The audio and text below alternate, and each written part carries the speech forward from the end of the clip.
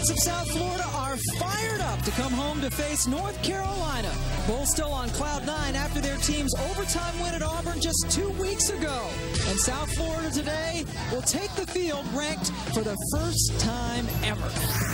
We welcome you to ESPN College Football presented by Cars.com. North Carolina taking on South Florida. The Bulls actually coming off of a bye week after they were able to win on the road at Auburn 26-23 in overtime. We are just seconds away from kickoff. I am Cam Ward, joined by Ray Bentley. Rob Simmelcare is down on the field. North Carolina 1-2 on the season. They've lost their last 2 games by a combined 5 points. Won the toss. They deferred, so South Florida gets the ball first. Our menu today, Tailgate 101. It's tailgating week. We'll give you the do's and don'ts of tailgating. Is South Florida the new Florida powerhouse? And Butch Davis back to school, the North Carolina head coach, returning to college since leaving the National Football League a couple of years ago. We join you from Raymond James Stadium. Butch Davis coaching in Florida for the first time since he left as the head coach of the University of Miami. So many successful seasons down there, and now he's trying to get the Carolina program up to par. Opening kick, Jerome Murphy gets it about a yard deep in his own end zone. And Murphy, who leads the Big East in kickoff returns, has a 23-yard opening return. Let's take a look at the South Florida offense with the #1 tailgater. Starting for the high-powered USF offense, led by Matt Grothe, our quarterback, taking us to the Big East Championship, and starting a senior offensive tackle, Walter Walker, paving the way for our running backs to be running all day. Go Bulls, USF. Only appropriate, we have Stephen Fry on tailgating week. He's got the face paint, and we are ready to go. Grothe hands it off, and the first carry of the game goes to Benjamin Williams. Butch Davis, now in charge of the Tar Heels, introduces his Carolina defense. Our defensive line are led by Kentwan Ballmer, number 90, massive left defensive tackle, and an outside speed rusher, Hailey Taylor, number 33. Our linebackers are led by number 48, Jarrell Mapp, fast, explosive, playmaking linebacker. And our secondary is led by Tremaine Goddard, number 33, the strong safety. So a couple of real stars on that defense, and their task today will be to stop this guy, Matt Grothe, who is stopped just short of the 30-yard line. Yeah, Matt Grothe loves to run the football, Pam. We talked to him, and I asked him, run or pass? What would you like to do? He said, maybe today pass a little bit. But when you watch him play, and they run a lot of the read play out of that shotgun where he has to read it and decide to keep it, he keeps it more than any quarterback I've ever seen, and rightly so, because the kid can run with the football. Ran for over 600 yards last year when he was the Big East Rookie of the Year. Just a sophomore, and there's the legs again. Grothe, with so much talent in the backfield, easily picks up the first down as he gets 13 yards. And he got a nice block from his fullback, chopping down the linebacker. That's Ben Williams. Watch him come in here and come down and cut this linebacker right there in the hole. Bam, got his legs. There's no way he can get off of that, and Grothe's off through that hole, picking up the first down.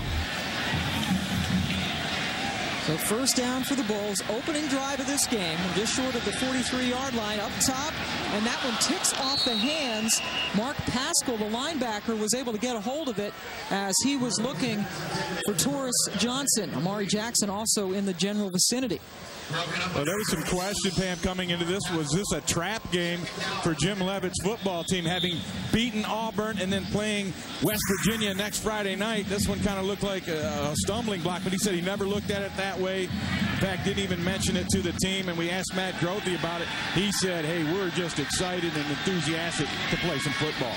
They do have West Virginia coming in next week, and that is a pinpoint pass to Ben Williams, and the running back takes a couple of Tar Heels with him all the way down to the 30-yard line. That's a 27-yard gain. Yeah, and Williams just coming out of the backfield and running a choice route on the linebacker that's covering him, and the key to this is the time that Matt Grothe has. Look at this, no one around, he can pick it apart, nobody even close to him, and then he's got the matchup he wants, his back on a linebacker, and that you're going to win that one more often than not. Williams, a walk-on on this football team, thrust into the starting role last year after injuries to the guys in front of him. Two tight ends now, and they give it to Williams on the carry. That's a huge hole on the left side of the offensive line, and he runs for another first down. Yeah, and he follows his guard around the way. Zach Herman is the guy who's going to lead this play and get the good block. He's going to be the guard right up here. He's going to come out there and lead the way. And watch the block he gets on there. Backside guard coming around. He peels the outside guy, creating that seam for Williams to cut up inside. And then he's just running through the secondary, breaking tackles. That was a 16-yard gain. So it's now 1st and 10 from the 14. And Williams gets the football again and is able to power his way down inside the 10-yard line. And Ben Williams is the starter here. Now, they've got a couple other guys that they think can carry the mail, and Mike Ford and Jamar Taylor, but Williams is the junior. He's kind of the older guy in this group. He is the best blocker that they have, and he's also an explosive runner and a good receiver, as we've seen already on this drive. 436 yards on the ground last year. Grothy, the leading returning rusher, at 622. They're going right back to Williams. It's been Ben Williams on this drive, and he is stopped close to another first down. And we spoke about Jim Leavitt. Now on the other sideline, Butch Davis, as you said at the top, Pam, coaching his first college game in the state of Florida since his days as Miami University's head coach. He's known for his ability to recruit, and his first class at Carolina was outstanding. He's got a young, talented football team. The key is, can they match the speed of the Bulls here this afternoon? And it's third of a very short one as Ford gets it and heads into the end zone. Mike Ford, the talented freshman, and it's South Florida with the lead. Yeah, and he got a block from Jamar Taylor. He saw there was no contain on the outside and used the speed to get around the edge and get on the board. A terrific opening drive for the South Florida Bulls as they strike first. Delbert Alvarado coming in to attempt the extra point. And it is a 7-0 South Florida lead for Jim Leavitt. And the Bulls come out that first drive. They just hammer it down the field. They finish it off with this touchdown right here by Ford with a better idea, breaking outside. Butch Davis not real happy with the start for his Tar Heels.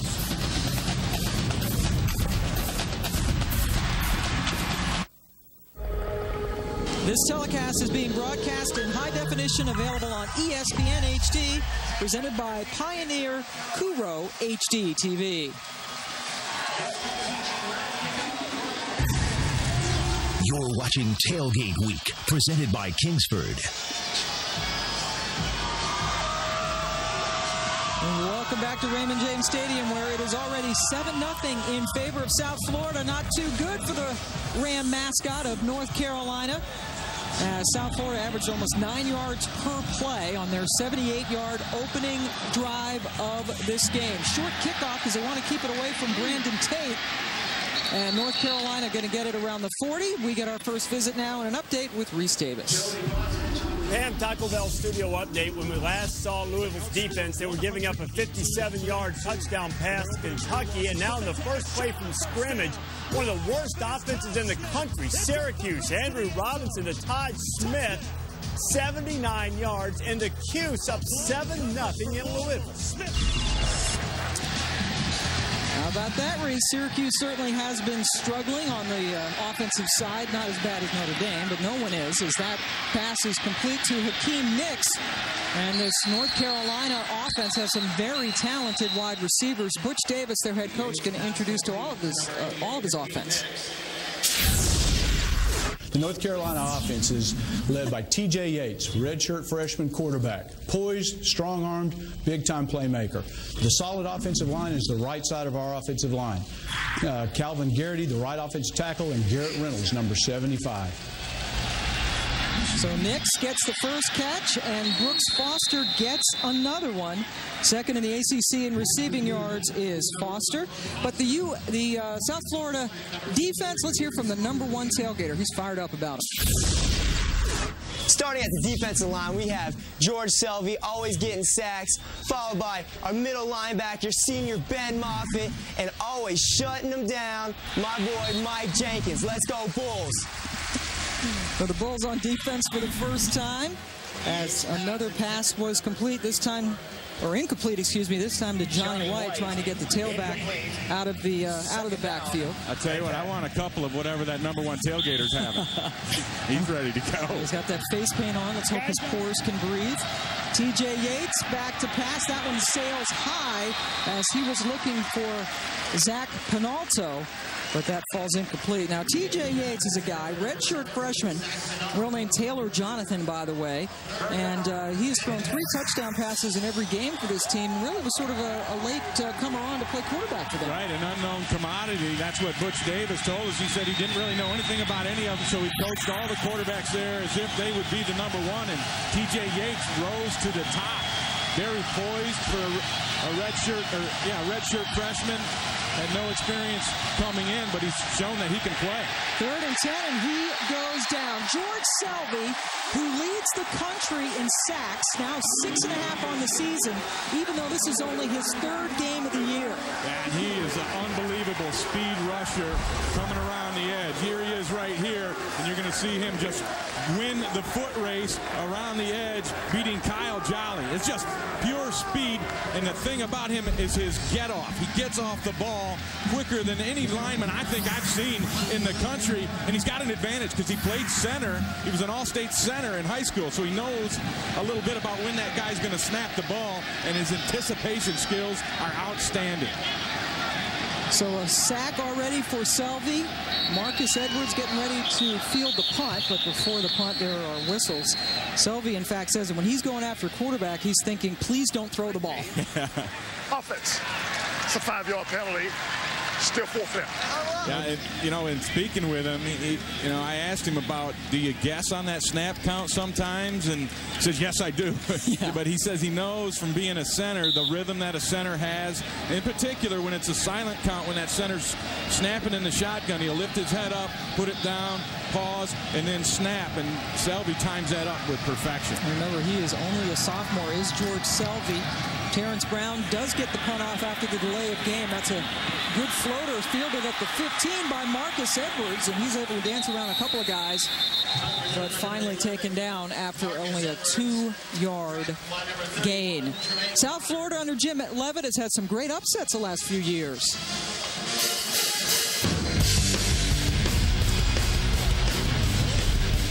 How sweet it is! Their very first win against a ranked AP opponent.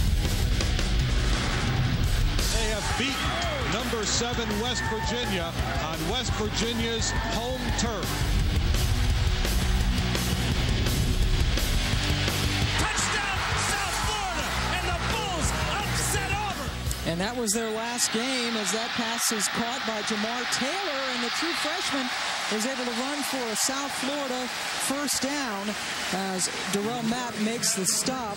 And the South Florida team, no longer an unknown commodity, and certainly no longer, I would think, a surprise that they're able to really do anything on the football team, on the football field rather. One of the largest enrollments in the entire country, never mind the Big East. They've only been playing football for 11 years. Yeah, I saw something where they're number 9 in the nation in enrollment, and only 10 years of football. This is the 11th season. Jim Leavitt has been their coach the entire way, and they started out as a 1AA team, moved up, and they have been very good. Only 2 losing seasons in their 10 years of existence, and they are ranked for the first time coming into this week, Pam, and rightly so. This is a good football team. We saw flashes of it last year, some of the upsets that they had, and then coming out and handing Auburn that loss.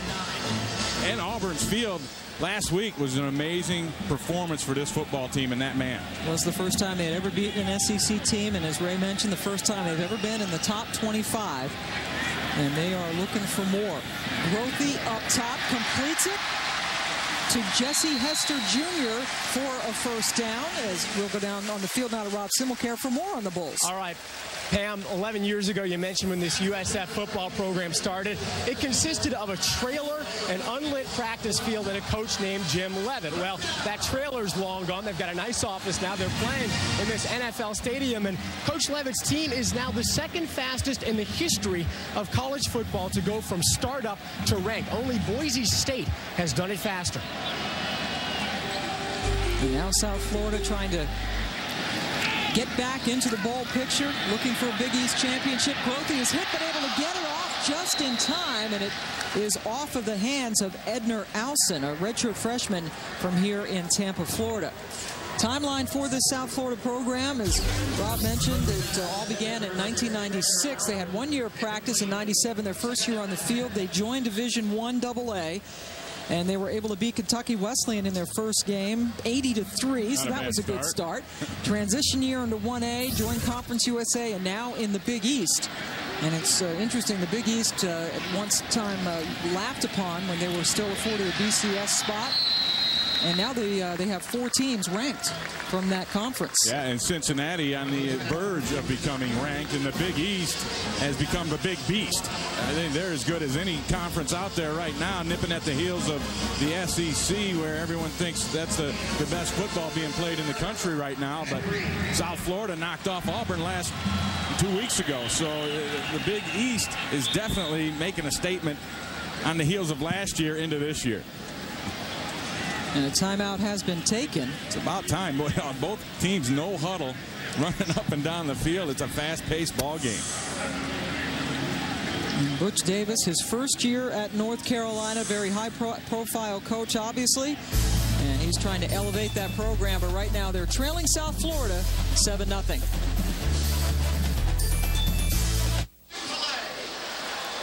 Welcome back to Raymond James Stadium. South Florida leading North Carolina 7-0. Mike Ford with a 5-yard touchdown run, culminating a 78-yard opening drive for Matt Grothy's team. Grothy's so exciting, the Big East Rookie of the Year last year, now a sophomore and coming off the timeout, facing a 3rd and 3. And he completes that one to Jesse Hester Jr. And depending on the market, will indeed be a first down. Jesse Hester Jr. has become the #1 receiver for Matt Grothy. You're going to watch him just run a hitch route, get past the sticks, set down, make that catch, secure the football, move the chains, exactly what he was supposed to do. And Hester caught that overtime touchdown for the win against Auburn. He had caught 6 passes on the day, 5 of them in the middle of the field, and then they faked him to the middle and ran him outside, and that's how they got that touchdown to win it. Beating Auburn in overtime. Hester had only 4 career receptions before that game, in which he had 6 catches. Grothy has a guy wide open. That's Edner Alson, and he is tackled down inside the 20. That's a 26-yard gain. Oh, and Matt Grothy is so comfortable in that pocket. Watch him sit back here and read the defense. Nobody coming near him, nobody around him. He's able to step up and deliver the picture-perfect form throw. And he hit Alson right on the 6. And could have been for 6. First down from inside the 20. Handoff, broken tackle as Williams is stopped at the 15-yard line by Darrell Mapp. And Grothy told us yesterday that he thought with this defense of North Carolina, as you look at his numbers, that he could take some shots down the field and make some big plays. And in particular, when he saw a blitz coming, he felt that if they could pick up the blitz, the speed of their receivers, they could have some things down the field. Greg Gregory, the offensive coordinator for South Florida. Chuck Pagano in charge of the defense for the Tar Heels. 2nd and 6, and Grothy hangs on to it and gets it about 3 yards short of the first down. Mullins making the stop. He ran a little trap play, and there's Coach Chuck Pagano, who was a defensive coordinator with Butch Davis. Been with him for several years. In fact, that's one of the main reasons he said he took the job, is just an opportunity to continue to coach and work with Butch Davis. They have great respect and admiration for each other. 5 receivers in. In fact, Pagano says that there is a gold mine in the waiting at North Carolina. 10th play of the drive. Grothy completes it for the first down and the touchdown.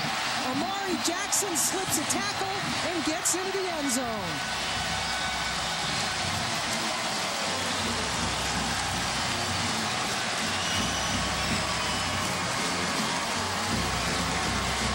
Slant route is one of their favorite things to do when they get down there right around the 10-yard line. They're pretty much sure they're going to have man-on-man coverage, and they think that their guy, Amari Jackson, can beat anybody. And at 6'5", 202 pounds, he uses that big body to get between that defender and the ball.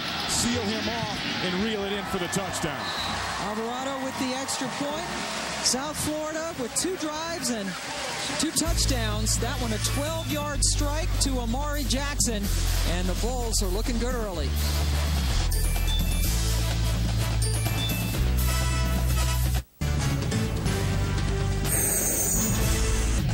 ESPN's college football is presented by Cars.com. Find the right car for you. Cars.com. And in part by Subaru. Always ready. It's what makes a Subaru a Subaru. And Beck's. 4 natural ingredients. 1 distinctive beer. Beck's. Life is what you choose. Kansas State, West Virginia. It is tailgating week, and the commissioner of tailgating, Joe Kahn, we're going to have more on him. He is a professional tailgater, goes all over the country to do it. What a gig. Yeah, he's got some good tips on tailgating, and if anyone would know, he would. He's got the most experience in tailgating of anyone I've ever known. Brandon Tate, one of the best kick returners out there, shows his skill by twisting his way up to the 37-yard line as we go back to Reese Davis. All right, Pam, I want to take a peek around the family of networks. On ESPN2, West Virginia got a long run from Darius Reynaud, and then Steve Slayton pushed in a touchdown. It's 10-0 there as West Virginia's on top of East Carolina. On ESPNU, Taylor Bennett's thrown his first touchdown pass of the year. Cedric Pierman answered with a touchdown for Virginia. Georgia Tech, coming off that loss last week, tied with the Wahoos halfway through the first. All right, Reese, and Virginia is the team that beat North Carolina last week, 22-20. Carolina, both of its losses by a combined 5 points, as they are 1-2 on the season. Johnny White with the carry gets about 4 yards in the running game. Certainly an area of concern for North Carolina. Not much experience coming back. This is South Florida, the number 23 team in the country, ranked for the first time in its history, hosting North Carolina. Pam Ward joined by Ray Bentley and Rob Simmelcare. Butch Davis in charge at Carolina, first game since he left the University of Miami, being coached back here in Florida. And again, South Florida in the elite now, at least ranking-wise. You know, they've had some great wins over the season, and that is one heck of a play on defense by Carlton Williams. And this is just good discipline by Williams of staying home. It's a bootleg look. Good fake right there. But Williams, his sole responsibility on that play is to keep contained and watch for the boot. And he did it to perfection right there. And coaches say that he's not particularly fast, but a very smart player. They have so much depth. They have 3 returning starters in that secondary. And they are really good in that back 7. In fact, that whole defense is really good. And now Yates airs it out, and that's taken and intercepted by Trey Williams. There were 3 Bulls closer to the ball than Brooks Foster, and Yates just threw one up, and that was an interception waiting to happen. And Yates probably figured it's as good as a punt. And he just aired it out, and I don't blame him for giving his receivers a chance to make a play, because they are very good and they will make plays down there. But this one, you got to throw a little closer to your guy. I mean, he threw this one way away from it, and Williams with the speed just tracked it down and made a nice over-the-shoulder grab. Williams' first interception of the year, the 4th pick thrown by Yates this season. And that was a 47-yard differential in field position, so sort of like a punt. Yeah. So you might take that, but on the stats, it shows up as another interception for Yates. Brokey firing away as he hits Courtney Denson, and he really is going to all of his receivers. North Carolina has turned the ball over quite a bit this season, Pam, and that's been a problem that Butch Davis knows he has to fix. That first game, their only win, they were a +3. Since then, -5, make it -6 because they're -1 here today. They beat James Madison, then lost at East Carolina and home to Virginia. In fact, the last 7 years, North Carolina has had a negative turnover margin. As that play gets stopped for a loss, Mike Ford taken down by Marvin Austin, number 9. And you were probably going to hear Marvin Austin's name for quite a few years. What an outstanding young talent. He was kind of the cream of the crop of Butch Davis's recruiting class. And I saw Marvin Austin at the U.S. Army All-American Bowl last year, and he was the most dominant defensive lineman there, heads and shoulders above everybody else. And he'll be starting for this Carolina outfit for 4 years, and he's got a bright future in front of him. He is really a talented ball player. He made that play. The Brokey comes right back and completes one to Carlton Mitchell. Austin, a freshman out of Washington, D.C., went to Blue High School, and #1 rated defensive tackle who said he came to North Carolina because he believes in Butch Davis's vision. And that is quite a testament, because all the big schools were after this guy. Yeah, he was highly recruited, highly sought after, and he's also one of those personality guys. You know, he can light up a room, and he can get a huddle going and get a defensive team going with his enthusiasm and his personality. South Florida 4 for 4 on third down attempts. Make it 5 for 5. No, incomplete. They had it momentarily. Did Denson, but it squirts out of his hands. And for the first time today, South Florida is going to punt the football. And that's just a really nice play there by Deontay Williams as he reached up in there and slapped that ball out of Denson's hands, because Denson really had that ball. He should have caught it. Should have been a first down. Deontay Williams, a first-year starter, a redshirt freshman from Jacksonville, North Carolina. Very young North Carolina team. Punt is fielded by Brandon Tate. And a 49-yard punt results in an 11-yard return for Tate. And we are coming to you from Raymond James Stadium, of course, the home of the Tampa Bay Buccaneers. So we have nice surroundings. Pam, we're here along with Ray Bentley. And this Carolina team, certainly a foundation is being set, but they are a very young football team. Yeah, they are. You know, you have 84 scholarship players, and 51 of them had never set foot on a college football field prior to this year. So you can see that they have some talent, and they've got some speed, but they don't have the experience, and they're going to take a little while to really, you know, get things going the way Butch Davis wants them going. As you see, 42 freshmen on this ball club. As Johnny White is tackled down after a 5-yard gain, we get you back to Reese Davis. All right, Pam, Clemson and North Carolina State. Historically, this is the kind of game that Clemson boots. Tigers already up 7-0. Darrell Blackman, who's been returning kicks for NC State since the late 1970s, takes one all the way back to tie the game at 7, but Clemson's on the doorstep trying to go up again. Seems like he has been there for a while. Clemson and State are tied up here. We have a 14-0 lead for South Florida, but there's a first down run for Johnny White. Picks up 6 yards, and this Johnny White, redshirt freshman from Asheville, North Carolina. These running backs, Richie Rich was the only returning running back with any carries last year. He had 1 carry for -1 yard. And a fumble. And a fumble. That's it.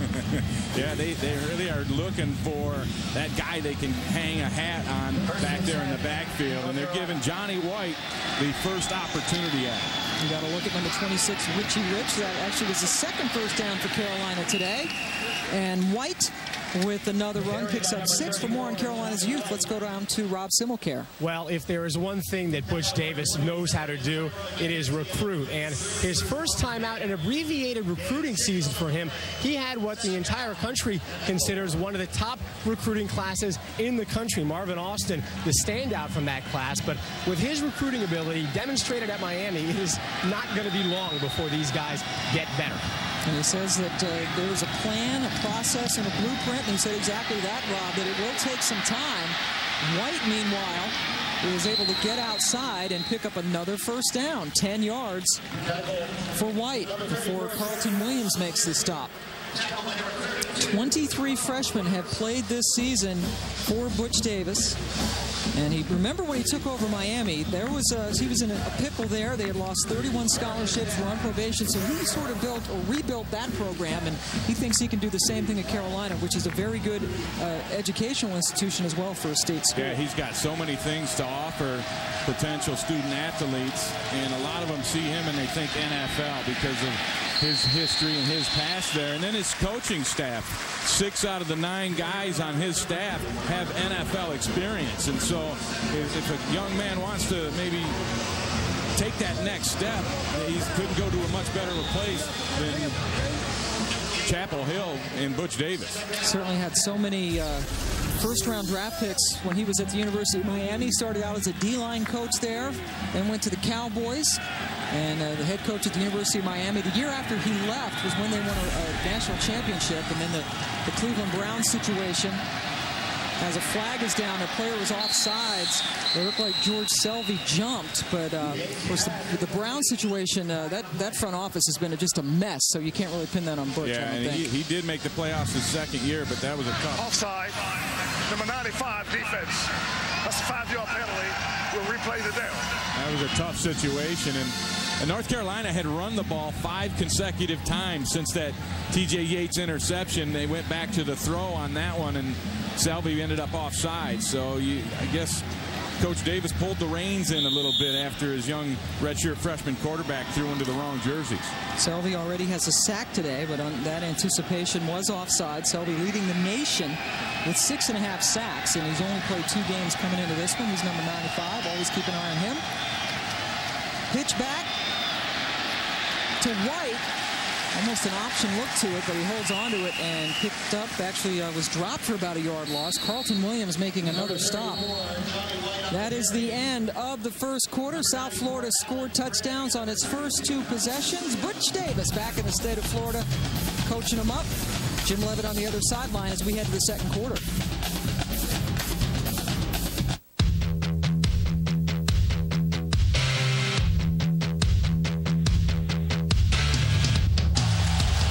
Second quarter about to get underway. South Florida with North Carolina facing a 3rd down, and they convert their first third down opportunity. That's Akeem Nicks, who goes across the field and picks up 19 big yards. Yeah, and Akeem Nicks is an amazing run after the catch guy. He had a touchdown last week against Virginia that was nothing short of amazing. In fact, his coach called it the most amazing play he had ever seen, and that's high praise. But he can get it going. He catches that football, look out, because they will block for him downfield, and he can go the distance any given time. Nicks, the ACC's leading returning receiver. So they do convert the 3rd down. 1st and 10 now from the 27, down 14-0. And Johnny White, the tailback, is able to pick up 8 yards. Nate Allen makes the stop. In fact, that pass was the first one on the current North Carolina drive after the interception. 6 straight running plays, then the 3rd down pass completion, and they go back to the ground on this play. Yeah, and even more importantly, they're moving the football now on the ground. As you know, they're getting it going. And that's important for this football team, not only to keep their drives going, but to keep that Bull offense off the field. Already driven the ball 60 yards, facing a 2nd and short. And that is a loss on the play. Ben Moffitt gets Johnny White in the backfield. Moffitt, the lone returning starting linebacker, for a 2-yard loss. And Ben Moffitt is one of the best inside linebackers, middle linebackers in college football. His 4th year as a starter. He had 112 tackles, led this team last year. He's married, got a couple of children, and so he's kind of a mature guy. He's almost like an NFL guy, sitting there playing in college football, and he's already got 3 tackles today. And then that pass is incomplete. Nicks was the intended receiver, but Trey Williams came up. Guy led the Big East with 7 interceptions last year, made a good play on the ball to knock it away. Yeah, and Trey Williams and Mike Jenkins, the cornerbacks for this Bull defense, are among the best in the country. I expect they'll both get drafted when the time comes. Williams is a 5th-year senior, Jenkins a junior, but both those guys are going to be high on the list. And now Connor Barth comes in to attempt a 40-yard field goal. He has made 13 straight over the last 2 years. That is 2 off the North Carolina school record, and now he has hit 14 in a row. Barth, no problem from 40 yards out. And Butch Davis's team is on the board for the first time today. South Florida leading Carolina now 14-3. Connor Barth has just kicked a 40-yard field goal to North Carolina on the board, trailing South Florida 14-3 as we are nearby the University of South Florida in Tampa. This is Buccaneers Stadium. Later today on ABC, Joe Paterno and his Nittany Lions head to Ann Arbor in the Big House to take on Michigan. College football presented by Best Buy, part of Tailgating Week presented by Kingsford. All starts with college football countdown at 3 Eastern. For more information, log on to ESPN.com. Penn State's lost 8 straight games to Michigan. Do they break that string today, Ray? Boy, if ever, I think this is their chance, because Michigan, we all know what's happened to them. They did rebound and beat a kind of a poor Notre Dame team, but we'll find out about Lloyd Carr's guys for sure today. Well, you're a nice guy. Kind of a poor Notre Dame team. Torres Johnson. Torres, of course, Torres is a synonym for bull. The South Florida Bull takes it up, and Connor Barth is credited with the tackle. There is a flag on the play. Johnson, the junior from Cape Coral, Florida, also one of the receivers on this football team. One of the guys that his coach says has a potential to be great. They're just looking for some more consistency from him on the wide receiver side. Yeah, if there is a guy that they want to get the ball to, it would be Torres Johnson, although all those other guys can make plays. And like you said, Pam, they are looking for somebody to rise up and become that main guy that you try to get the ball to. Now, last time they were out against Auburn, it was really Jesse Hester who led the way. But, you know, Torres Johnson has also proven that he can get it done.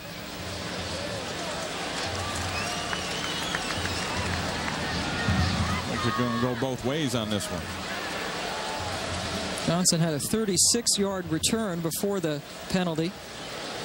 Let's take a look now at our game track presented by John Hancock. And it started off well for South Florida. Ford with a 5-yard touchdown run, Mike, on the opening drive. And then Amari Jackson, Mike Ford's cousin, caught a 12-yard touchdown pass from Matt Grothe, who has had another solid start to this game, both on the ground and through the air. And then Connor Barth with the 40-yard touchdown, or 40-yard field goal, excuse me, as you take a look at Amari Jackson, senior from Sarasota. He's a great basketball player, went to junior college before he came to South Florida to play football. And there is Matt Grothe, very confident young man, just a sophomore. He had that swagger when we spoke with him. He looked like a quarterback when he came into the room. Yeah, although I don't know if he's quite 6 feet tall, and they have him listed at. No, he's not 6 feet tall. He's listed at 6 feet 213, but a guy who came in, thrust into the starting lineup the first game of last season when Pat Jolmas got hurt for South Florida, and Matt Grothe never gave up that job. He Wally pipped him. Yep. And took them to the bowl game. They beat East Carolina in the PapaJohns.com Bowl, their first ever bowl victory and their second ever bowl appearance. And great things appear to be just compounding for South Florida. So after the penalties, on the reverse, the ball is taken by Amari Jackson for 5 yards. Let's go to Reese Davis.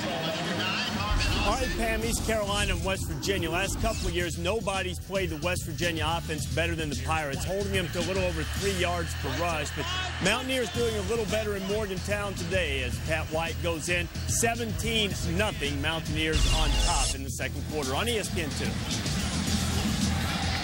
Pat White and Steve Slayton still doing their jobs, and that's just in the second quarter. East Carolina beat North Carolina in their second game of the season as Aston Samuels gets the first down on that run. Let's take a look at the first 2 scores for the Bulls. Ford on the bounce out, gets it in, and then his cousin, Amari Jackson, on the slant route, shows you the power, uses the body, so the cousins are on the board for the Bulls. And they are the best of friends as well.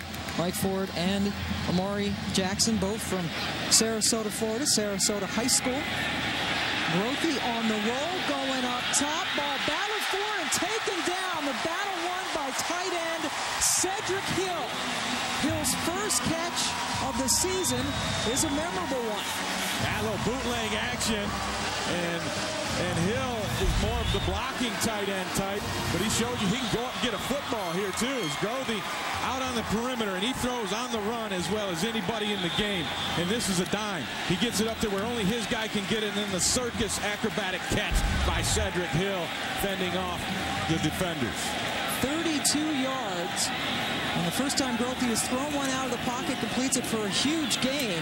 Ben Williams now is buried as soon as he got that carry, but Mark Pascal got him down. But boy, Cedric Hill all over this ball. Well, he was a wide receiver in 2005 and then made the transition to tight end because he was such a good blocker. But he shows you some of those wide receiver skills, going up and taking it away from Kendrick Williams.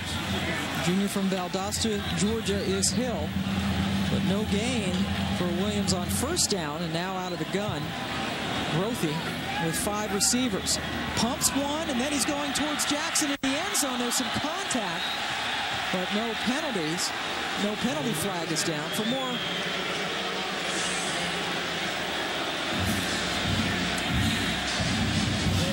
Bernie on the coverage. He and Jackson were kind of locked up a little bit, but no flag was thrown. Yeah, great coverage by Bernie. He actually was playing off. They tried to get him on that double move that call it a sluggo, where it's a slant and a go. He didn't bite on the slant. He kept his cushion, and he was able to be there and make a play on the ball. So now 3rd and 10 from the 15. Grothe this time over the middle and throws it behind his intended receiver. Once again was Amari Jackson. For more on South Florida's Cousins, let's go down to Rob Simmelcare. Well, Pam, they've known each other pretty much their entire lives. They've been through a lot together, including a near death of Mike Ford. When he was about 5, the two of them were on a family vacation on the Gulf of Mexico, and Ford decided they should go out in inner tubes together. Ford and Jackson got separated. Ford actually was found by a fisherman floating in the Gulf quite a ways away. He was taken out of that and luckily revived, but he came very close to drowning. And was saved by the fisherman. CPR administered by another stranger on the beach to save his life as Delbert Alvarado connects from 32 yards out. So the Cousins are the best of friends. They've been through some near-death experiences, and they both got touchdowns today. Their team now up 17-3.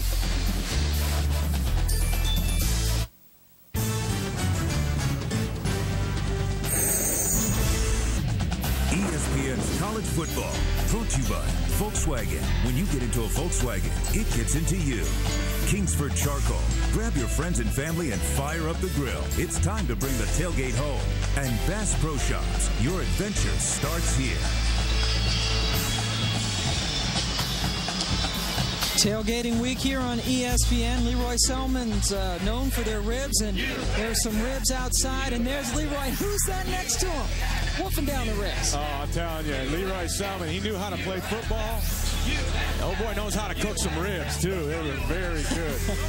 Good job of keeping it off your shirt. Yeah, by the way, I was worried about that. And Leroy was kind enough to bring some up to the booth, and I put a dent in them as well. And these guys are putting glitter and paint all over themselves. The South Florida fans getting into their football team as Tichy kicks off. Brandon Tate fields it around his 8. Sidesteps a couple of tacklers, gets a good block, and all that work is going to end up in him being down around the 21-yard line as we head back to Reese Davis. Pam, I'm ready to dub this day Hangover Saturday. All the teams that are coming off emotional wins or losses struggling. Louisville against Syracuse, which has been, frankly, pathetic all season long. After Louisville tied the game, Max Suter takes the ensuing kickoff, as we get to use the word ensuing for a rare time on the day. 93 yards, Cuse up 14-7 in Papa John's. Maybe Syracuse just needed to get away from the dome, and this is talk about a hangover, Reese. That is exactly what South Florida was concerned about, because their last game was 2 weeks ago against Auburn, and no hangover so far as they're up 17-3. Yeah, I think that bye week really took away the hangover. Anthony Elsie out of the backfield, one hands the pass from Yates, and got a monstrous hit on the sideline by Louis Gachette. And Gachette just came in and whacked, and he hurt himself with the impetus of that hit. That's as big a hit as you'll see. Take a listen to this one.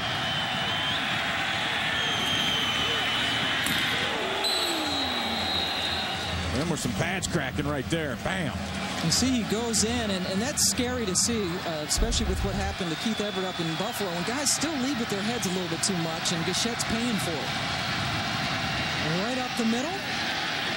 Anthony Elzy, who is now spelling Johnny White at the tailback position. Right now, a running back by committee for Carolina, picks up 3. Alan Cray with a stop.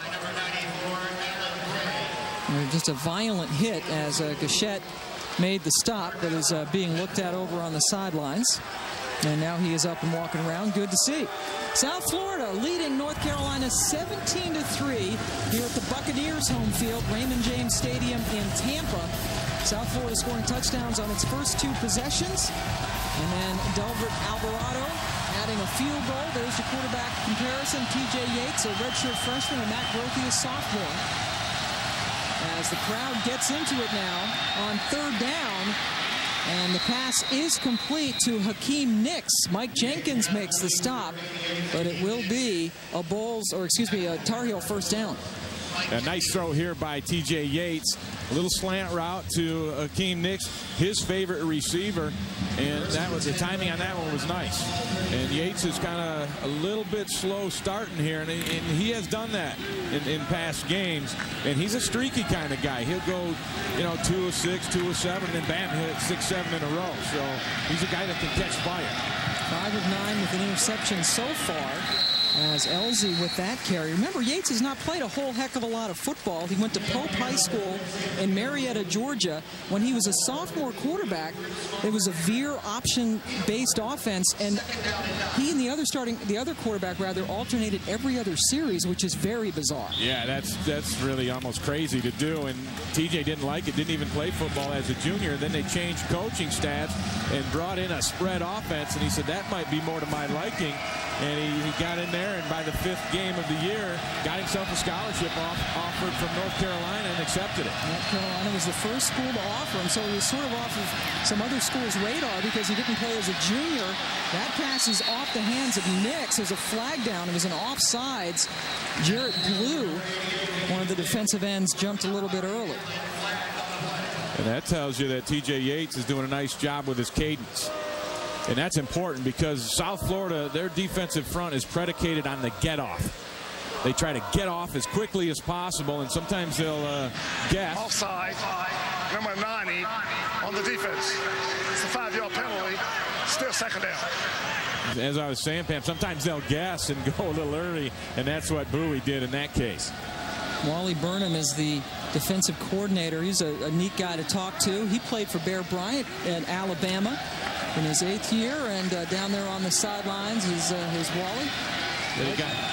Sorry, Penn. Said he got a lot of his stuff from Rod Marinelli when he was here coaching the defensive line for the Bucs. Yep, a good symbiotic relationship between those 2 programs as Johnny White is tackled down by Tyrone McKenzie. Tyrone's 3rd tackle of the game.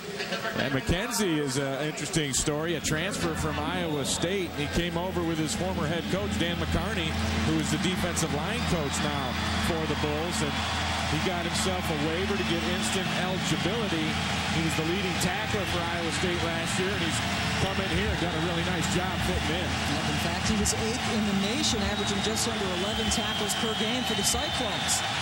McCarney here helping Burnham out. Fans up again on a 3rd and 4. Yates from the blind side is still able to get it off, and then it's almost intercepted. Wow, Yates was hit just as he let go of the ball. Yeah, Jerome Murphy comes with a late blitz, and the speed, his closing speed was just amazing. I thought Yates was going to get this thing off, but watch the closing speed from the top. Bam! And the suddenness of this defense. I mean, Yates is thinking, oh, I got a perfect situation here, and that's the 3rd time Yates has been hit today. But the quickness and the suddenness and the speed of this Bulls defense allows them to make plays just like that. Wow, and then the ball tipped around. Carlton Williams had an opportunity for the pick, but did not gather it in. High punt from Brown is fielded by Marcus Edwards. And Edwards is knocked out of bounds at the 21-yard line as we go to Rob Simmelcare.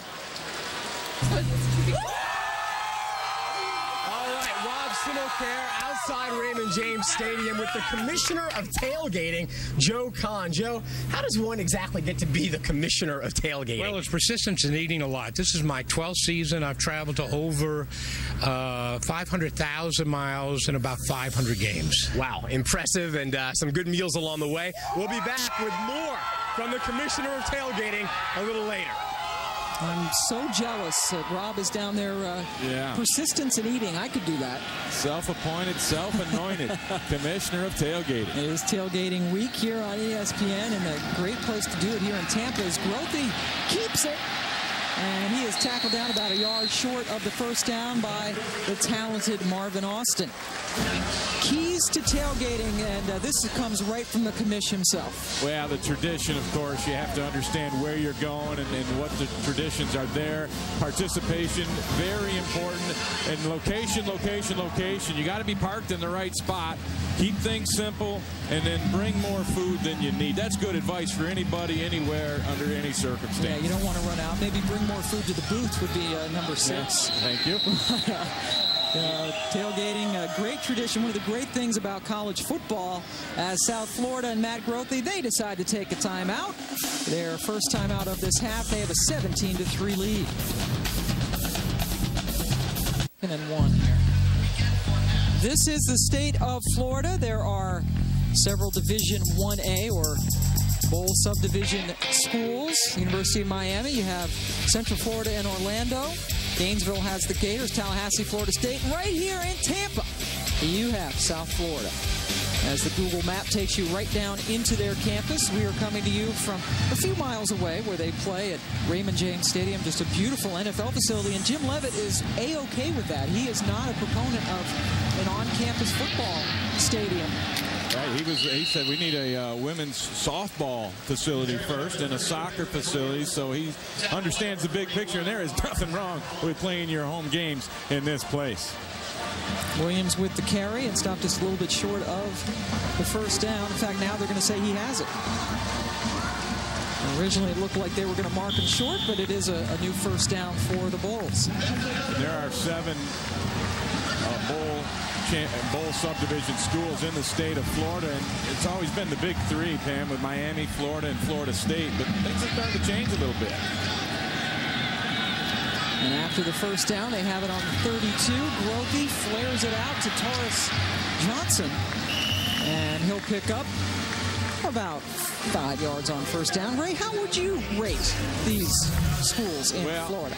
I'll tell you what, I think Florida's got to be number 1 because they are the defending national champions. Then I got South Florida at 2, Miami at 3, Florida State down here at 4, Central Florida at 5, and that's so close with Florida Atlantic, and then down there at the bottom, Florida International. But when you talk to South Florida, they like to be mentioned in the top 3 in this football state, and I think they belong there. Well, Grothy had all the time in the world on 2nd and 6. He has a man out there, and Marcus Edwards leaps but cannot gather it in, and Grothy knows that they missed an opportunity for 6 points. Boy, he showed you the strength of his arm there. That one traveled about 55 yards through the air, and he just overthrew Edwards, who laid out nicely. But Matt Grothy has had all kinds of time all day long. And when you have time, you can take the chances to throw the ball down the field, and they like to throw some shots from time to time. And Grothy knows how close he was to almost hooking up with Edwards on that one. And instead of 3rd and 5 for the Bulls. 5 receivers in again.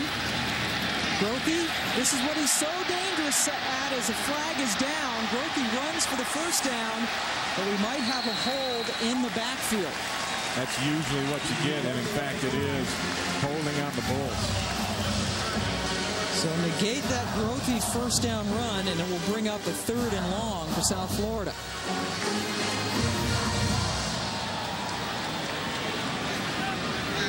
Well, you were a linebacker, Ray, in the National Football League. I mean, how difficult would it be to play a guy like Grothy? You think you have everything covered, and then out he goes. Yeah, and that's the hardest thing to defend is a quarterback who can run like he can, because as good as he is, you have to commit a guy to spying him a lot of times, and that takes somebody out of your pass rush and out of your coverage.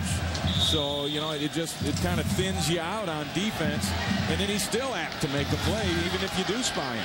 Yeah, his coaches say his biggest strength is he can make something out of nothing, and he almost did it there, but the holding call brings him back to a 3rd and 16. Grothy again using his feet to get out of trouble, close to the first down marker, looking for Jesse Hester Jr., and he gathered it in. What a catch and throw. Boy, he showed you some arm strength on that one because he had to get that thing in there quick as the defenders were right there on Hester. And take a look at him in the pocket. He's going to set up again, steps up to avoid the pressure. Excuse me, but then throws the ball on the run. Throws the ball on the run so well. And that was a 3rd and 16. Threw it right at the sticks. And Hester continues his emergence as a primetime receiver. Grothy's numbers continuing to be impressive. And a timeout is taken again by the Bulls. Yeah, just a little confusion there, and they had to burn another one. They still have one left. Butch Davis's team trailing 17-3.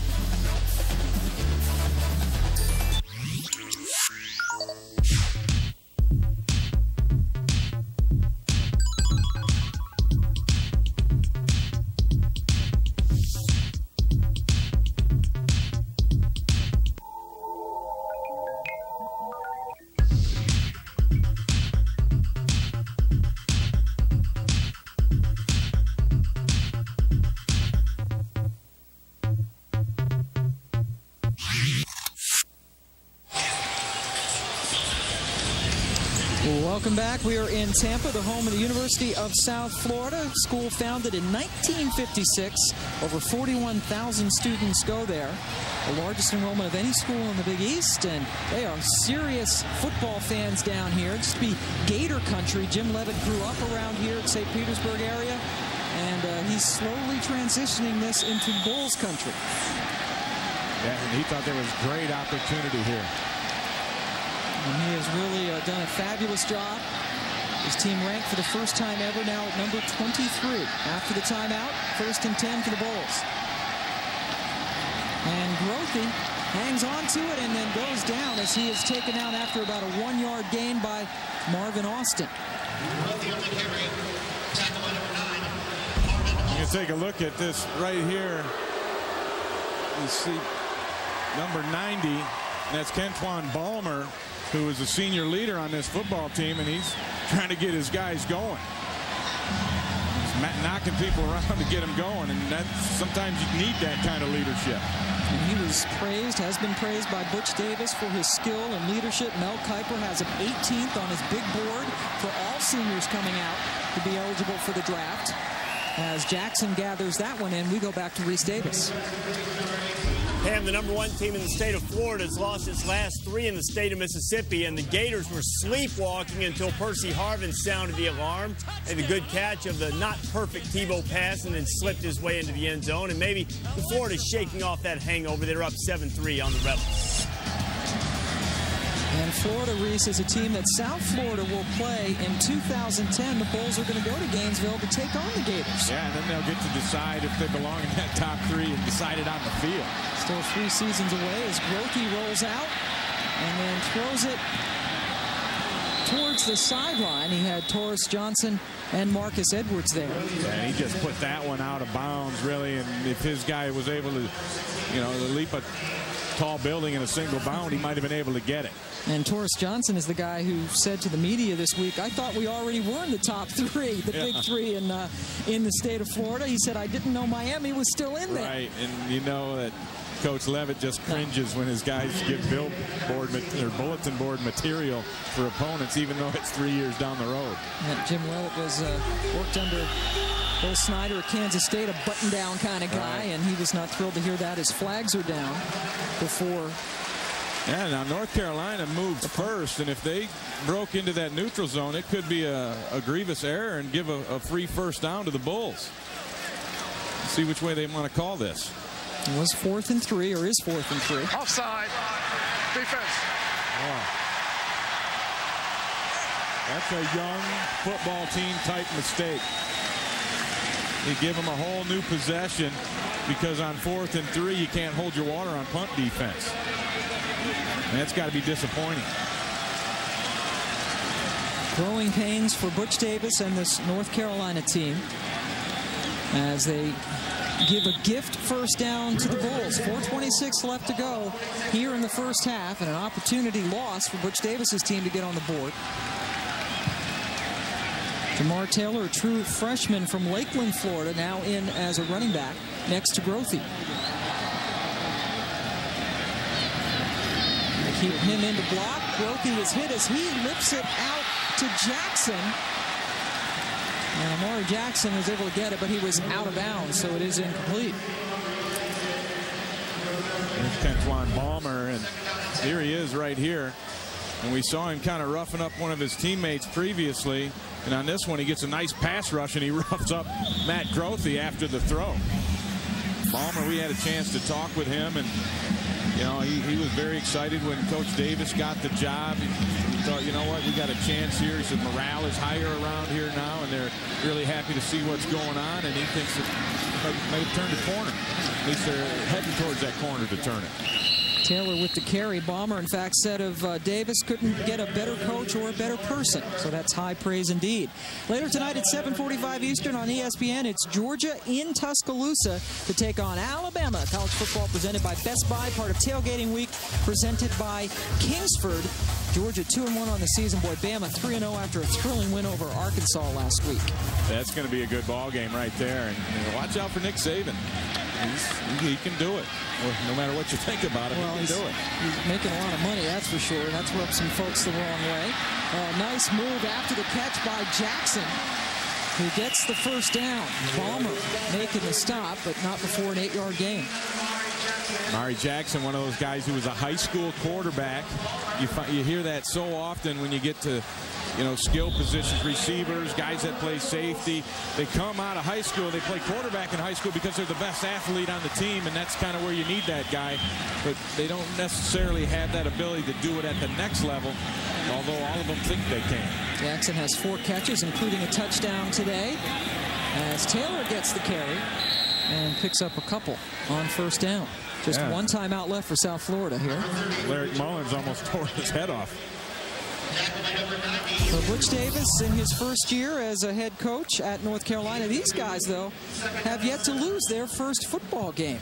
Indiana, Bill Lynch taking over after Terry Hepner's death. And, of course, we already mentioned Nick Saban and what he's done at Bama. And Mark D'Antonio with the Michigan State Spartans got them off to 3-0, and they played Notre Dame later on today, and that's going to be an interesting one. 13th play of the drive coming up. This drive kept alive by a penalty on 4th down. Grothe, elusive. And then he turns it upfield. He knows where the first down stick is, but he is marked a couple of yards short. Boy, and he just likes to run the football because he had 2 receivers wide open on hitch routes, and he just tucks it down. You can see at the top of your screen, he's got 2 guys wide open up there, and he just decides, you know what, I haven't run it in a while. I think I'll tuck it and go get a first down, and he does. So Grothe, a freshman record for him last year with 622 yards on the ground, leading rusher for his team as they were really hard hit by injuries in the backfield. Taylor gets a nice little hole to squirt through and pick up the first down. Tavares Brown makes the stop, but it's another Bulls first down. Had a nice block from his right tackle, Walter Walker, the leader up there, the 5th-year senior, just collapsed that whole side of the line and made room for the run. 3 returning full-time starters on this offensive line. Jake Griffin is the center, Zach Herman the guard, along with Walker Schmidt and Dial up front. Big guys doing a good job, particularly on this drive as we're about to hit the 15th play. And remember, it was kept alive by that 4th down penalty by the Tar Heels. 1st and 10 from the 16. Grothe takes off once again. And he is wrestled down around the 13-yard line by Darius Massenberg. Carolina rotating in quite a few defensive linemen, keeping them fresh. And they need to, because they have the added duty of chasing a quarterback. And they're, you know, it's bad enough having to rush the passer, but when all of a sudden he breaks contain and starts running, and those big guys got to keep huffing and puffing after him, you need to keep them fresh. Now 2nd and 7 from the 13. Grothe tries to get out of trouble.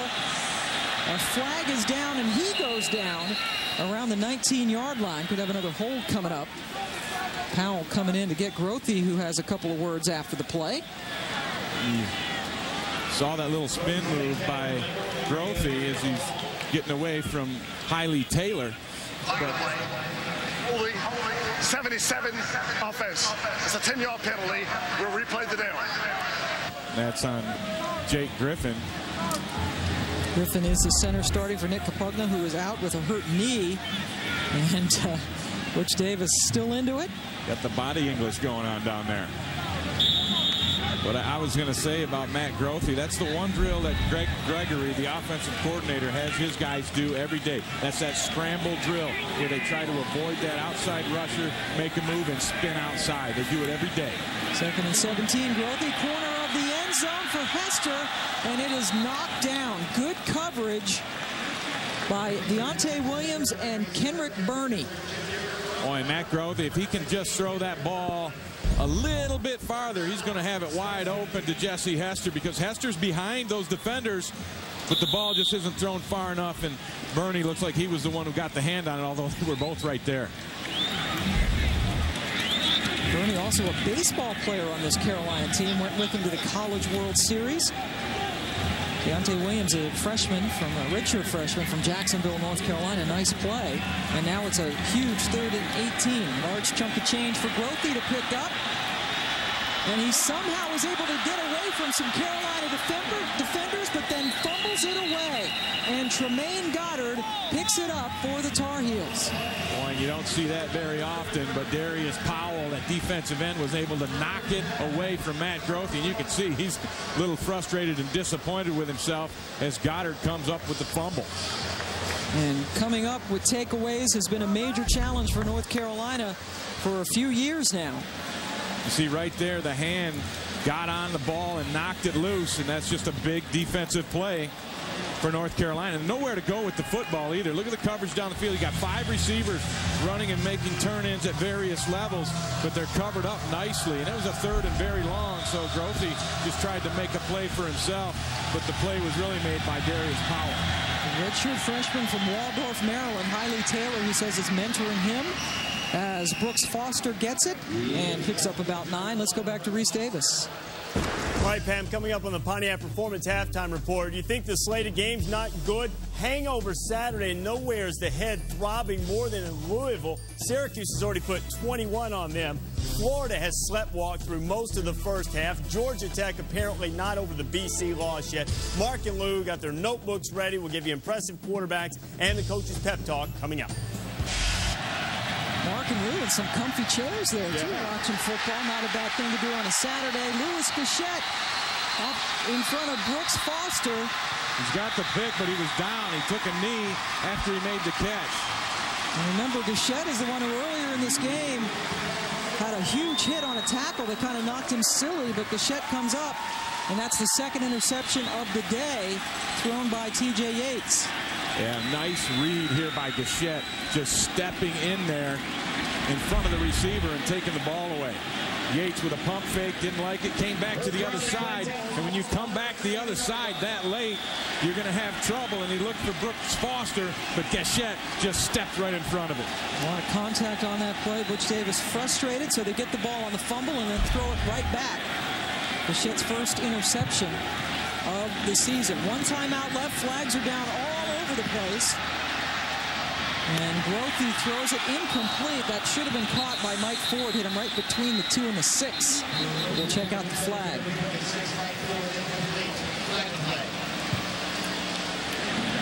Ford has 2 catches on the season coming into this game, but dropped that one. Yeah, and that's the 3rd drop pass of the day for South Florida.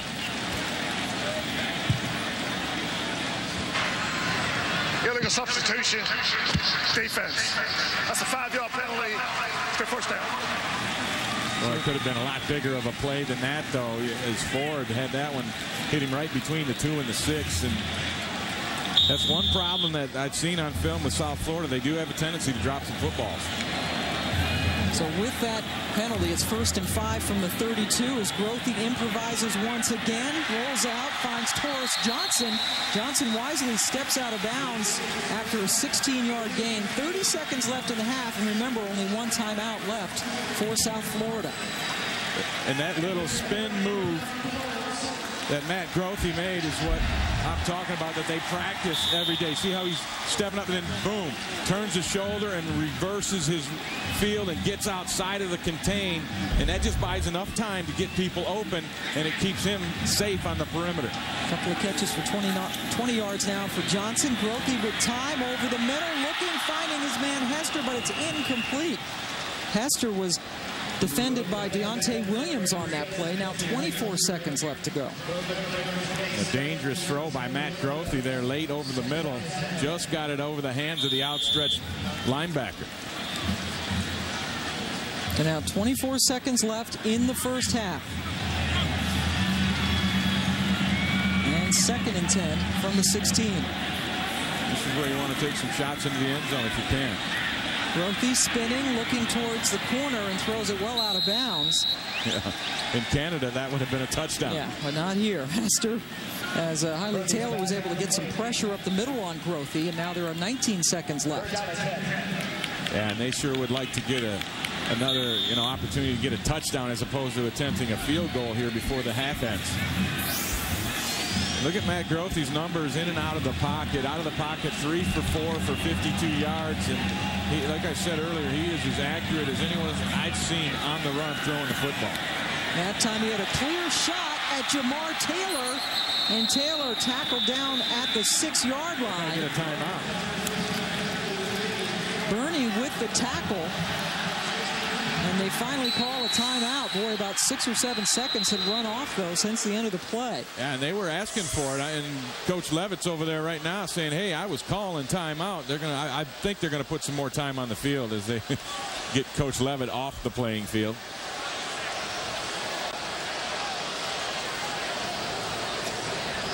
I think it's very close to a first down payment. I think you probably have to measure this to see for sure. But the thing is when did they call the timeout? Is it with just the 6 seconds left that we see, or did they get it earlier? And Delbert Alvarado, the place kicker, is on the field, as they will come out and measure to see if it's a first down, but only 6 seconds left to go in the half, and now no timeouts for South Florida. Yeah, and Jim Leavitt's still down there upset, trying to plead his case with the official, and I'm pretty sure I saw Matt Grothe signaling for a timeout when there was 12 seconds left. And they're just a little bit short, and the argument also could be made as to why the officials didn't call timeout for a measurement.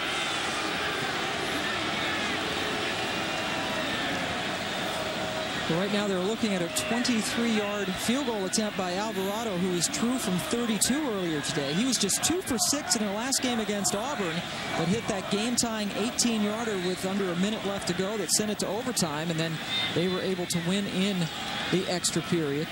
Well, that was a gutsy call, I think, by Jim Leavitt to go ahead and let that guy kick one after missing 4 in a row. Well, he had 1 blocked and missed 3 after making his first one, and he stuck with his guy. He said it never really entered his mind. He was fully confident his kicker would make it. He was more concerned about should they go for it down there on a 4th and 2 situation that they were in, and decided to kick it and tie it up and hopefully get to overtime and win it that way, and they did.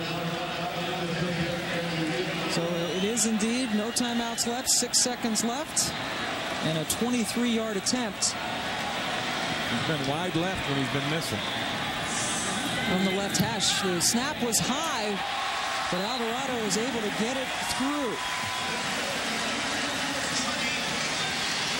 Anthony Severino doing a good job getting that high snap down and allowing Alvarado to score his or kick his 2nd field goal of the day. Well, and Matt Grothe has been outstanding so far here in the first half today. And take a look at some of the work he's done. Fit that one in there very nicely. You can see him throw his touchdown pass outside to Amari Jackson, who broke the tackle. Then on the roll, throwing a dime to Hill, who brings it in. And Matt Grothe has had an outstanding first half here today. He's been able to run the football with success, and he's hitting on 16 of 27 passes, but he's had 3 drops as well. Over 250 yards of total offense for Grothy through the air and on the ground. TJ Yates struggling with a couple of interceptions for the freshman quarterback for North Carolina. And there is Taylor Jonathan on the sidelines. There's some other Big East quarterbacks other than Grothy that are getting a lot of love, a lot of Heisman potential perhaps. And Grothy, what do you think? How would you measure up against these other guys? Well, I think he is right next to Pat White as far as being a dual threat and with the ability to run and throw the football. I think out of those guys, Brom is the guy that's going to throw the ball better than the rest of them, but he is not a running threat. So you look at a double threat kind of guy, and Grothy and Pat White are in the same class as far as I'm concerned. Remember, too, those were numbers coming into this weekend's actions, and Grothy had only played 2 games. All those other guys playing 3, South Florida with the bye, and he really is, as a double threat, incredibly dangerous and tough to defend as the kickoff bounces out of bounds. And the more boos cascading down because it looks like it was touched by a North Carolina player before it went out of bounds. Ryan Taylor, a backup tight end, looked like he touched it. Yeah, and if he did, then the ball will be at the point, it will be spotted at the point where it went out of bounds as opposed to the 35. Jim Leavitt played at the University of Missouri. Free kick out of bounds. Kicking team, the ball to be placed on the 35-yard line. Right. 1st and 10. Probably a moot point with only 3 seconds left in the half, but it still looked like the Carolina guy touched it. So TJ Yates coming out. The penalty would kind of overrule that, which it did. Right. Jim Leavitt was a great baseball player at Missouri. He led the Big 8 in batting average one year when he was down there. And of course, turning over to football, where he's been a great success. I think he's a good-looking guy, too. It's under review. They're going to review it to see, I think, if the Carolina guy did touch it, which is what we saw up here. And you are only saying that about Leavitt because you were mistaken for him yesterday. And, and therefore, if he thinks, you look like him, he must be good-looking. Yeah, you figured me out on that one. But, yeah, I was over in the mall, and a guy... And they're going to review whether or not it was touched or not here. But, yeah, I had a guy say, hey, are you Coach Leavitt? And I was like, no, it looked like he missed it. So it probably will be UNC ball at the 35 after they decide if he does touch it right there. And looks like he might have hit his helmet or something, but that's Ryan Taylor. But no, up here it looked like it might have because the ball took a weird turn. Let's take a look at this one right. I don't think so. And again, it's the... I don't think he touched the foot. Right, and the play called on the field, there has to be evidence to overturn it, and I don't think there will be enough. Yeah, and it really is a moot point. Shouldn't really stop the game this long over something that is irrelevant. But there's our guys upstairs. That's John Spencer you're looking at right there. He's the communicator, and then John Smith is hidden behind that monitor down over here, and he's the guy who is the actual replay official. But John Spencer, the guy that you see on your screen, he's actually a caddy at Augusta National for his part-time job. Not a bad gig. There he is. He stands up, gets a little FaceTime. Just 3 seconds left to go here in the first half. Taking a lot of time to figure out something that really has no bearing on the game here.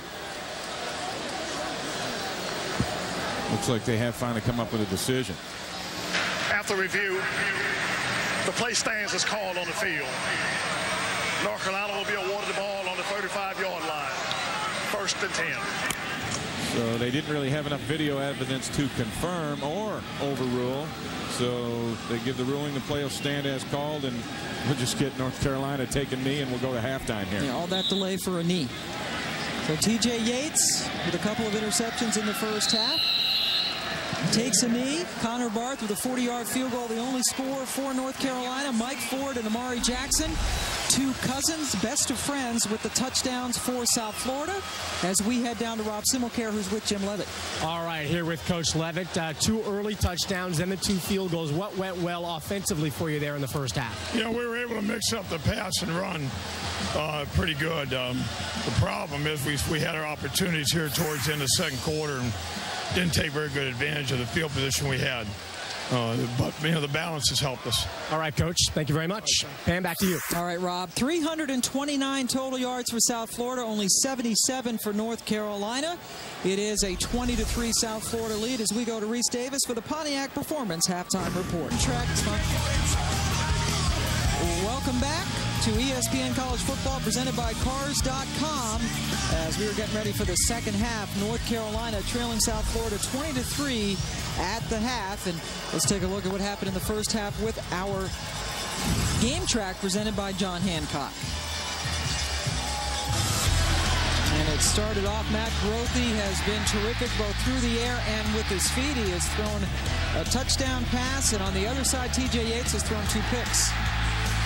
Yeah, and the North Carolina offense has really struggled. Look at this, the yardage, 329 for the Bulls, only 80 for the Tar Heels, and they just haven't been able to get the offense going, Pam, and then a lot of it comes down to opportunities. TJ Yates, only 12 passes thrown in the first half. He really hasn't had a chance to get settled in there and do that voodoo that he do so well. And they need to get things going on offense, sustain a few drives, and open it up a little bit and get TJ Yates throwing the ball down the field more. Yates, the redshirt freshman from Marietta, Georgia, coming in here second in the ACC in passing and total offense. As a 16-yard return to start things off. They will start from the 21-yard line as the rain has started to fall here in Tampa at Raymond James Stadium. It's just a matter of time before that rain starts coming around here. And look at these first half stats and the huge disparity all the way down to the time of possession for the Bulls. They played very well on defense. Just 3 yards per play so far for Carolina. They've got to improve that number, and they come out in the second half and they put TJ Yates in the shotgun. They're going to throw the football around. Connor Barth with a 40-yard field goal. That's the only offensive scoring play so far as Zach Penalta, who's one of the several true freshmen on this team, had the ball thrown behind him. He was closely covered by Carlton Williams. And they're going to a no-huddle offense, almost like a 2-minute drill. And this is where TJ Yates, to me, watching on tape, is at his best. When he doesn't have a lot of time to worry about it, think about it, just throw the ball around, play football, and he's able to complete one on that. To Penalta, but that's a very short 3-yard gain. Ben Moffitt, the middle linebacker, the veteran, has been starting since he was a freshman, was there for the stop. And the only problem with going to a hurry-up, Pam, is if you don't get a first down, you kind of killed what you're trying to do, and that's get things going and keep your defense off the field a little bit. You saw in front of the Buccaneer, the rain falling here in Tampa. We are at the home of the Tampa Bay Buccaneers. On a 3rd and 7. Opening drive of the first half. Yates under pressure, gets it underway and completes the pass. But that's a fine tackle by Bruce Montpremier on Penalta, who was thrown to 3 times on that possession. Yeah, a lot of little stuff underneath. And Montpremier, who came up, he's the leading tackler for this South Florida squad, and that was a nice open field tackle, allowing no run after the catch. And that's what Carolina was counting on, maybe a little short pass run after the catch, but that Bulls defense is too good at rallying to the football and making open field tackles. Terrence Brown in to punt again. Marcus Edwards says stay away from it, and it takes a South Florida bounce backwards. They're going to start from the 44-yard line. That's only a 26-yard punt from Brown. Let's go down to the field now, and Rob Simmelcare. Rob. All right, Pam. Well, the rain starting to fall a little bit harder here at Raymond James Stadium, and the seats starting to empty out. One thing I wonder in this stadium, not exactly an intimidating home field presence for USF. They talk about not needing a stadium on campus. That's what Coach Leavitt says. But as big teams like West Virginia and other Big East teams start to come in, I wonder whether they're going to at some point want to have a little bit more of a home field advantage than they have here at Raymond James. That is not a priority for Jim Leavitt, as is. That's a great first down run for Ben Williams, the junior from Lake Wales, Florida. Picks up 14 in the first down. And we visited with Leavitt, the only coach in the history of this program, which is all of 11 years old. And he likes playing in an NFL stadium. Obviously, recruits, when they come in here, know that they're playing in a state-of-the-art facility, but still, an on-campus facility, there are very few good substitutions for that. Yeah, and I think maybe down the road a ways, it might be something that he would, warm up to a little bit. But right now, he's pretty happy with the way the situation is set up, and he feels there's other needs more pressing on that campus to get the whole thing going better. So, it's very unselfish in him. As Williams bounces for 6 more yards. There's the coaching experience at the University of Iowa, and then at Kansas State under Bill Snyder, where he eventually became the defensive coordinator, and then in 1996 came here as the first head coach. First year there was no play, just practice, and then they went into 1AA. And eventually segued into 1A, Conference USA, and now finally the Big East. And it's amazing the number of Floridians on his team. Oh, Hiley Taylor has been quiet all day until right then, and the ball is loose. Grothy grabbed it. E.J. Wilson eventually got the fumble, but that play was blown up by Taylor. And he got a great get off. I mean, he almost, you can make a case that he is offsides. There he is right there. Watch how quickly he gets off the ball. Bam, he is just out of there. And the tackle there, Jared Carnes, had no chance. Look at how quick Hiley Taylor is off the ball. And Matt Grothy lets that thing go before he hit the ground. He was actually sitting on Taylor. So that's a fumble. Grothy couldn't find the football. Tried to get a little bit of a block to knock somebody away from the ball, but it doesn't work. And Carolina comes up with a big turnover. So Taylor making that possible. Grothy has fumbled the ball twice today, as Johnny White, the tailback, picks up only 1 on that carry. Hiley Taylor, the senior from Laurinburg, North Carolina, had 3 sacks last week against the University of Virginia, what turned out to be a 22-20 loss. Yeah. He has mentored, among others, Darius Powell, one of the youngsters on that line. Yeah, and his whole game is the speed and quickness off the ball. A little undersized down in there, 245-pounder. Doesn't want to get locked up in a chest-to-chest battle with an offensive lineman. But, boy, if you can race him around the edge, that's what Hiley Taylor does best. You see who he was sitting next to there? Marvin Austin, the very talented true freshman. So Austin is soaking everything up like a sponge. One thing they love about him at North Carolina, very coachable young man. Brandon Tate with the 7-yard catch. And there is Marvin Austin again. Somebody you saw in the high school All-American game, the Army Bowl, and you just thought he was head and shoulders terrific. Yeah, he really was. He was the best defensive player, regardless of position, on the field out there for that All-Star game. And the thing I liked about him, just the infectious nature of his personality. He's a real excited guy. He'll get the room lit up, and he'll get it going, and he's going to be a good one for the Tar Heels down the years now. Washington, D.C. native, a true freshman, playing for Carolina, facing a 3rd and 3 on offense. And Yates throws his 3rd pick of the day right into the arms of Ben Moffitt. And Moffitt takes Brooks Foster with him for a while. But that is 3 interceptions for Carolina. And Ben Moffitt is the general of the Bulls defense. He makes all the calls. He's always in the right position. This is his 33rd career consecutive start, so he knows what he's doing back there. And here he is, that middle linebacker. He's just going to read the quarterback's eyes and then basically step right in front of the route intended for Brooks Foster. And then you watch him go back to his old fullback days in high school, lumbering down the field, putting the ball away and dragging people. That was a 42-yard return for Moffitt, his first pick of the season. And that's great field position for Matt Grothy, first down at the 10. Williams bouncing it outside, nowhere to go as he trips down. Balmer credited with the tackle. And again, North Carolina has struggled, not just this season, but the last 7 years they have been in the negative turnover margin category, and they're very negative today, or the last few games. Yeah, it's been a problem for them, something they need to take care of. But on the other side of the ball, South Florida had 5 takeaways against Auburn. No points off of those takeaways. And they had a takeaway earlier in today's game and didn't get points off of it. So they need to find a way to make something happen. once they get a takeaway. The Bulls have not been able to capitalize on that. 3 turnovers now for North Carolina, all 3 of them coming on T.J. Yates interceptions. And the Bulls offense had slowed down a little bit. Give North Carolina some credit as they're playing better defense after those first couple of drives ended up in touchdowns.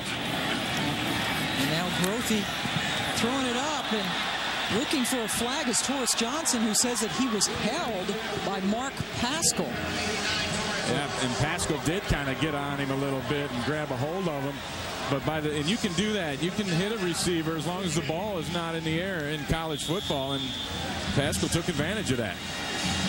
So now Delbert Alvarado coming out to attempt yet another field goal. He has made both of them today from 32 and 23 yards.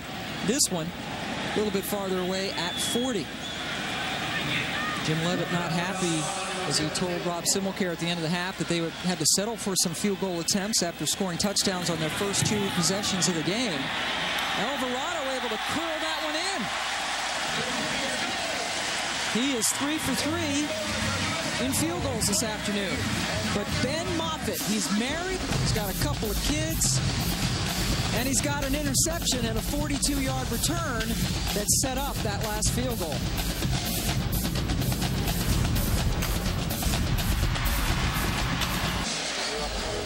This telecast is being broadcast in high definition, available on ESPN HD, presented by Pioneer Kuro HD TV. You're watching Tailgate Week, presented by Kingsford. And even though it's raining, the spirits have not been dampened by these South Florida fans on top of North Carolina. 23-3. There was some great tailgating before the game. Ray took part of that. Leroy Selman, want to thank him for contributing some ribs. They're not bad, are they? Not bad at all. Great stuff here in Tampa. The former Buccaneer legend, as Brandon Tate gets the kickoff. And Tate, always dangerous as a return man, gets it up close to the 40-yard line before he is brought down by Sabbath Johnson, one of the backup linebackers. Brandon Tate, certainly one of the best in the history of the ACC in career kickoffs. In fact, number 12 all time. Butch Davis in charge at North Carolina. This is his first year, as he was an NFL Network analyst the last couple of years. And there you see his coaching staff. A lot of guys who have coached in the highest level. Yeah, 6 of his 9 members of his staff have NFL experience, and he thinks that's going to help him maybe accelerate the growth of this program. That and good recruiting classes. Now Yates, who has 3 picks today, throws one, and that is incomplete. Should have been handled. Hakeem Nicks, looks like it was thrown well to him, but Trey Williams, one of the talented cornerbacks for South Florida, was able to cover him nicely. And he was so effective at Miami. This is staggering. He coached 28 first-round NFL draft picks during his years at the University of Miami. Yeah, and that's what when we spoke to Chuck Pagano and John Shoup, the coordinators for him, that's one thing they knew were excited about. They knew they were going to get some good football players to coach with Butch Davis running the show. That's 28 first-rounders, by the way, in 6 seasons as the head coach, as South Florida calls timeout. And Moffitt, the leader, coming over to talk things over. He's got a pick today. And Butch Davis, the halcyon days for him, certainly, when he was the head coach from 1995 to 2000 at Miami. They won 3 Big East titles. Their final season, they went 11-1. Then he left to go to the Browns. And the year after he left was when Larry Coker and company won a national championship at Miami. All right, and people remember Butch Davis as the right-hand man of Jimmy Johnson for all those years, winning Super Bowls with the Cowboys and national championships with the Hurricanes. So he's had a nice mentor, and you see the accolades for Butch. That was when he was at Miami. This, by the way, is his first job, or his first time back here coaching in the state of Florida since he left. And he brings in this young North Carolina team, and he's very excited by the support that he is getting there, and all the players were thrilled when they heard that he had been hired. John Shoup is offensive coordinator. Oh, and that one was almost picked off again as Trey Williams got a hand on it. They were looking for Johnny White, but it was almost another pick as we go down to Rob Simmelcare. Well, Pam, you talk about Butch Davis's recruiting ability, and he's recruited a pretty good coaching staff, as you guys have mentioned. John Shoup, his offensive coordinator, was recruited by Davis. A big factor for Shoup was the fact that Carolina plays on Saturdays. Well, of course, they're a college football team. They play on Saturdays. Well, Shoup had been coaching in the NFL for many years. His wife is an ordained Presbyterian minister, so he never had a chance to hear her preach. Well, now, playing Saturdays and preaching Sundays. It works out perfectly for him as his wife is doing some fill-in work in North Carolina, and down goes Yates. He has sacked Aaron Harris, George Selvey, Jared Blue, all of them converging. Yeah, and that was a coverage sack because there was nowhere for T.J. Yates to go with the football. The initial protection wasn't that bad as the Bulls are going to run a little stunt, try and get things going. You see that defensive lineman coming around the edge there, but nowhere to go with the football. And, being a young quarterback, that's one of the things T.J. Yates said he has to work on is keeping his eyes down the field as opposed to watching the rushers. And when you've got a group coming at you like the Bulls do, your eyes will get on that pass rush sooner than maybe it should. Yates has been sacked 3 times as Marcus Edwards fields the punt. And Edwards has a nice little piece of real estate in front of him. Dragged down in North Carolina territory at the 42-yard line. A nifty 27-yard return. So Matt Grothe proving that he belongs among the elite quarterbacks in the Big East. We'll talk more about where South Florida stands in that conference when we return.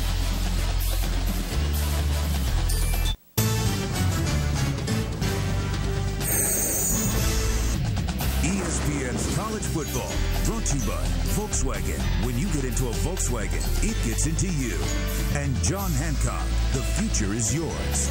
And ESPN Game Plan. See the most college football every Saturday. To order, call your pay-per-view provider. That's the USF Health Facility here at the University of South Florida in Tampa, doing some research. One of the biggest schools in the country, really, over 41,000 students, and their football team, with Mike Ford, the true freshman tailback, getting that carry. They're up 23-3 on North Carolina. Wayne Goddard with the stop for the Tar Heels. So Jim Leavitt is the only head coach that this 11-year-old program has ever had. This school is relatively young, just 51 years old, and a huge enrollment, almost 45,000 students. Yeah, it used to be considered a big commuter school. Still is to some extent, but there is a lot of people living on campus now, and very nice campus. We had a chance to go over there and visit, and it's changed a little bit from back in the day. When this football program started, they didn't have any buildings. They had this trailer. They called it the Ponderosa. And then when they didn't have lights for their practice, they actually used to use the headlights from the cars, pull them up to the sidelines and put the lights on. Let's go, boys. And they've come from some humble beginnings, but they cracked the top 25 for the first time ever leading into this week. Jim Leavitt said, understandably, that when they were recruiting people originally, they wouldn't take them to the football offices. They didn't want them to know about the old Ponderosa. As Grothe throws that one incomplete, looking for Hester.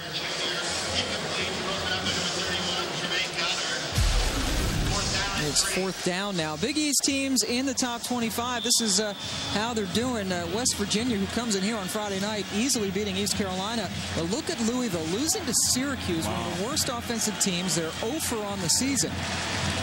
And South Florida playing right now. So, boy, that would be just a huge win, obviously, for Syracuse. Any win for Syracuse would be big right now. But to beat a team like Louisville on the road, that's something.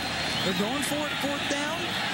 And the pitch back to Ben Williams, and he goes backwards. So at one point on this drive, it was 2nd and 1.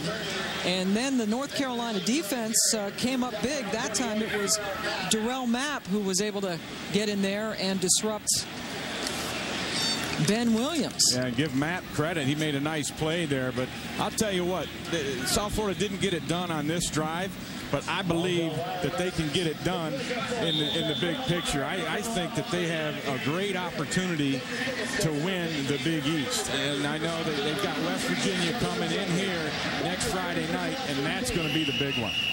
As North Carolina gets the football now, South Florida making some big noise. Remember, last year they were able to go into West Virginia, and that was a West Virginia team. They were, you know, they had some thoughts about maybe getting to a national championship game.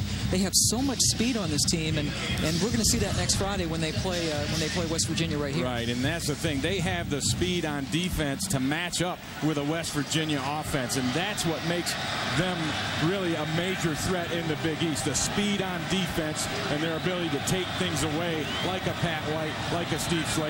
And speed is the #1 goal for Butch Davis. Retreating as Yates throws that one backwards as he was going backwards towards Johnny White. Another more good pressure up the middle. Ben Moffitt leading the charge for South Florida. But let's take a look now at the upcoming schedule for the Bulls as they take on West Virginia. That's a huge one. You can see it on ESPN2 on Friday night. And they go to Florida Atlantic, and that's a team that beat Minnesota. And then how about Rutgers on October 18th? ESPN has that one for you as well. Yeah, and then they've got Louisville at home later on, and that's really going to kind of make or break them, how they do against the big three of the Big East. And they got an interception there, Montpremier. 4 interceptions now thrown by T.J. Yates. 2 of them by linebackers, Montpremier and Ben Moffitt.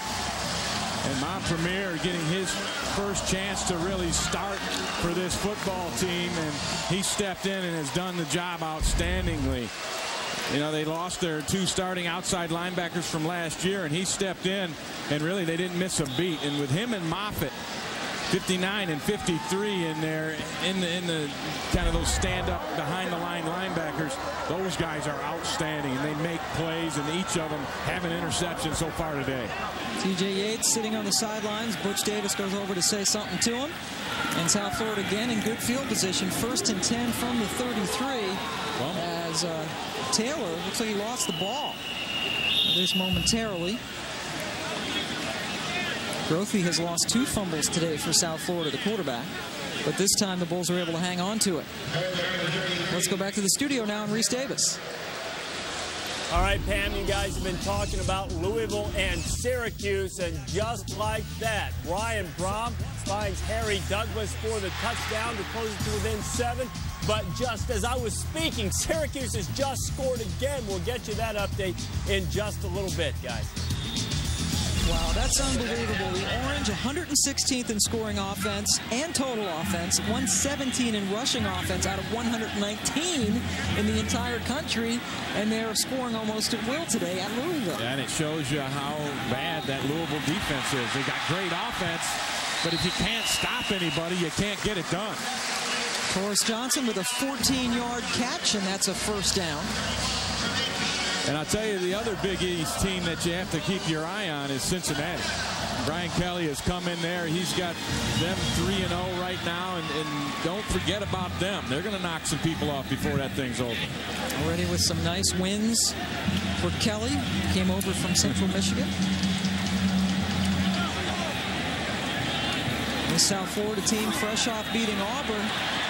Taking it to North Carolina as Grothy keeps it and fights his way down to the 11-yard line. 5, or make that 8 more yards for Matt.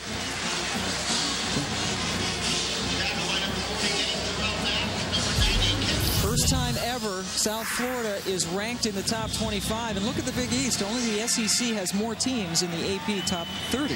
Right, and Cincinnati sneaks up in there to give them that 5th member that's ranked. And, you know, I talked about it being the big beast, and that's really, they've come a long way. You think back to just a year ago, and everybody was kind of saying, oh, the Big East is not that good, not that good. But I tell you what, they're pretty good. Oh, that's a good tackle. This North Carolina defense really has buckled it up, buckled their chin strap since South Florida scored on its first 2 possessions. E.J. Wilson and Deontay Williams that time coming up to make the stop. Yeah, and that's a Butch Davis trademark. You know, he's a defensive coach by trade, and the first thing you would expect him to be able to impact would be the defense of his football team, and certainly that's been the high point and the better unit of this football team thus far this year. 5 receivers in now on a 3rd and 1. That would be a power formation for a lot of teams, but not when you're South Florida, and Grothy can just hang on to it and run it himself as he gets close to the first down marker. Yeah, they mark him about a half a yard short. And it'll be interesting to see if Coach Leavitt wants to go for this or kick a field goal. And I think you go for it. You need to get the offense going. You got another field goal ain't going to do a whole lot for you. I think they're thinking, hey, let's pound this thing in and let's get it going. Ford started to come onto the field, but they're going to wait for the measurement before Leavitt makes the final decision. They're going to be about a foot or so short. UNC, their defense gave up 14 points. That's 2 touchdowns on their first 2 possessions for South Florida. Last 7 possessions, only 9 points on the 3 field goals. Right, so they have picked up the pace, and now the Bulls, they send in the 3 running backs. They like to run that wishbone in the short yardage situations. That's what they're going to. Ben Williams is in there, along with Mike Ford and Jamar Taylor. And 4th and a short one. Also a couple of tight ends for the Bulls. And Ford gets it. A helmet is loose around the line of scrimmage, and Mike Ford runs for the first down. And that's just a version of an old wing T power football play. You get 3 backs in the backfield. You send them all to the same spot. You got 2 of them blocking and Ford carrying the ball. And they're just able to hammer it in there and get the yardage that they needed. And Coach Leavitt knows he can get it done with those 3 hosses in there running the football and blocking. Jamar Taylor threw a nice block on the edge. Now 3 tight ends in for South Florida, just the 1 back. It is Williams, and he goes into the end zone for the Bulls touchdown.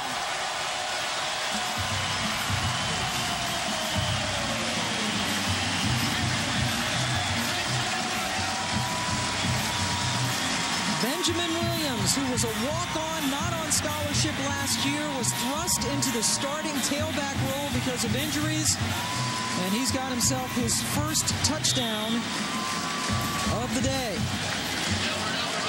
And Jim Leavitt has to be happy that his team was finally able to capitalize on a takeaway. They had the interception from Montpremier, and they were able to grind it out and get it down in there and get themselves 7 points. Alvarado adds the extra point. South Florida's first touchdown since the first quarter. And it's Ben Williams, the junior from Lake Wales, Florida, taking it in.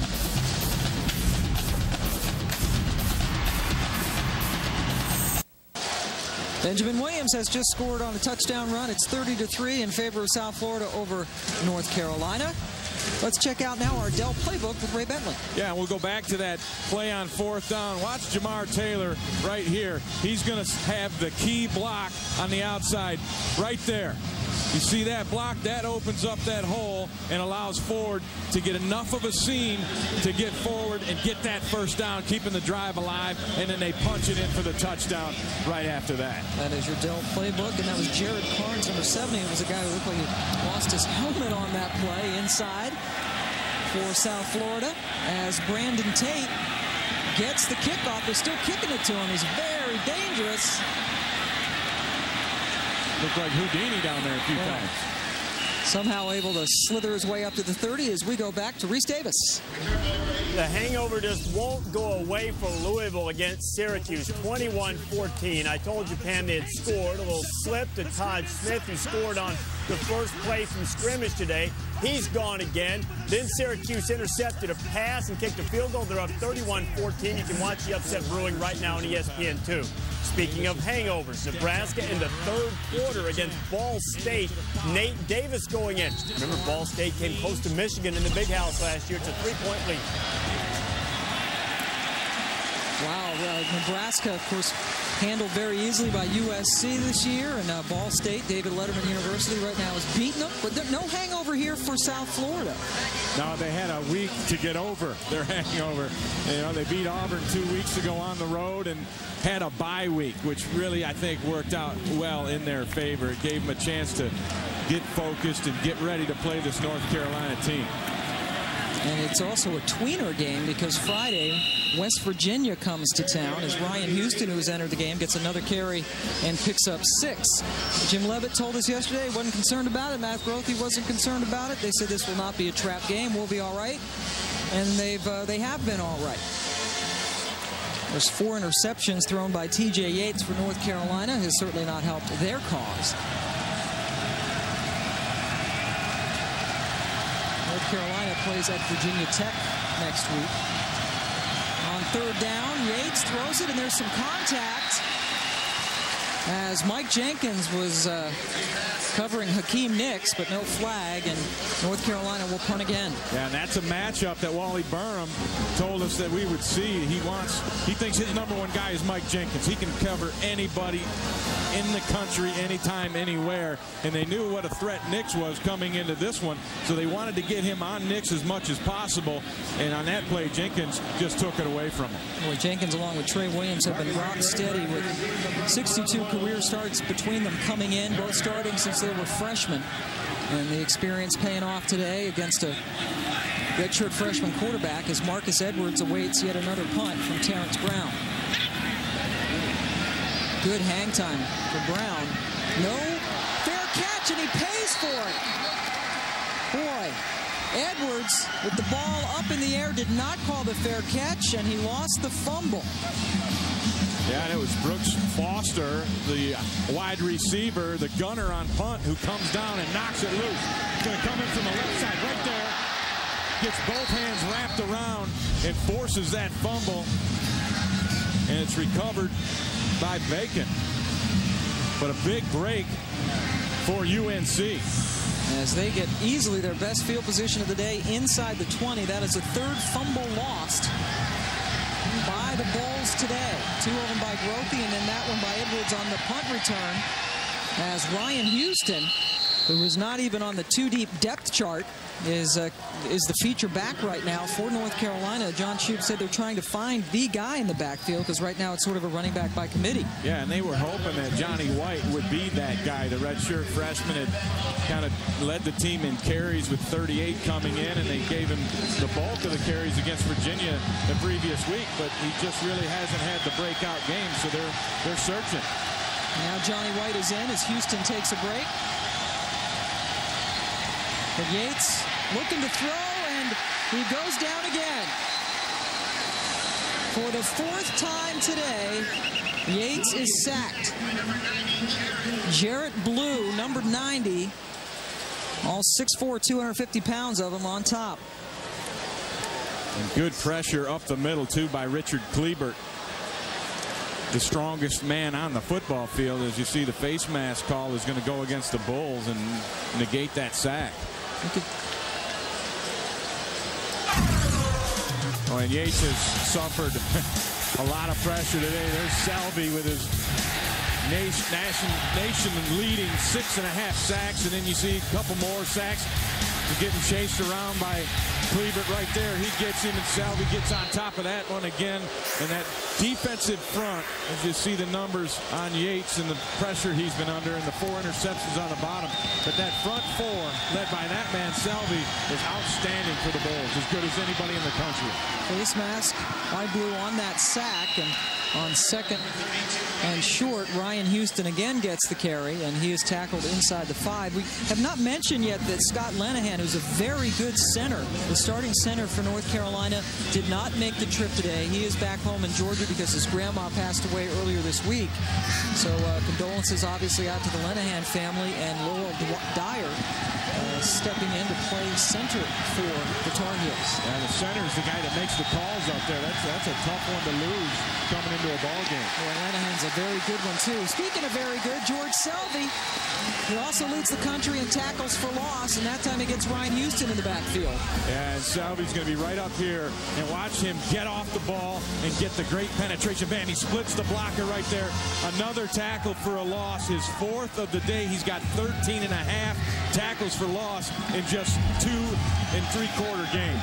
That's amazing. That is unbelievable. That was a 4-yard loss that time for Houston. And now 2nd and goal. 4 receivers in for Yates. Steps up through the pressure, and he is taken down just inside the 5-yard line. Woody George, senior from Belle Glade, Florida, who made 10 starts last year and now is a reserve, made the stop. So the 3rd quarter comes to a close. Butch Davis looking forward to the 4th. Obviously would love for his team to punch it in, have something positive today. North Carolina starts this fourth quarter going right into that student section with South Florida, and they are screaming because it is 3rd and goal from the 5. Yates screaming, but there's no way his center hears him, and there's movement on the offensive line.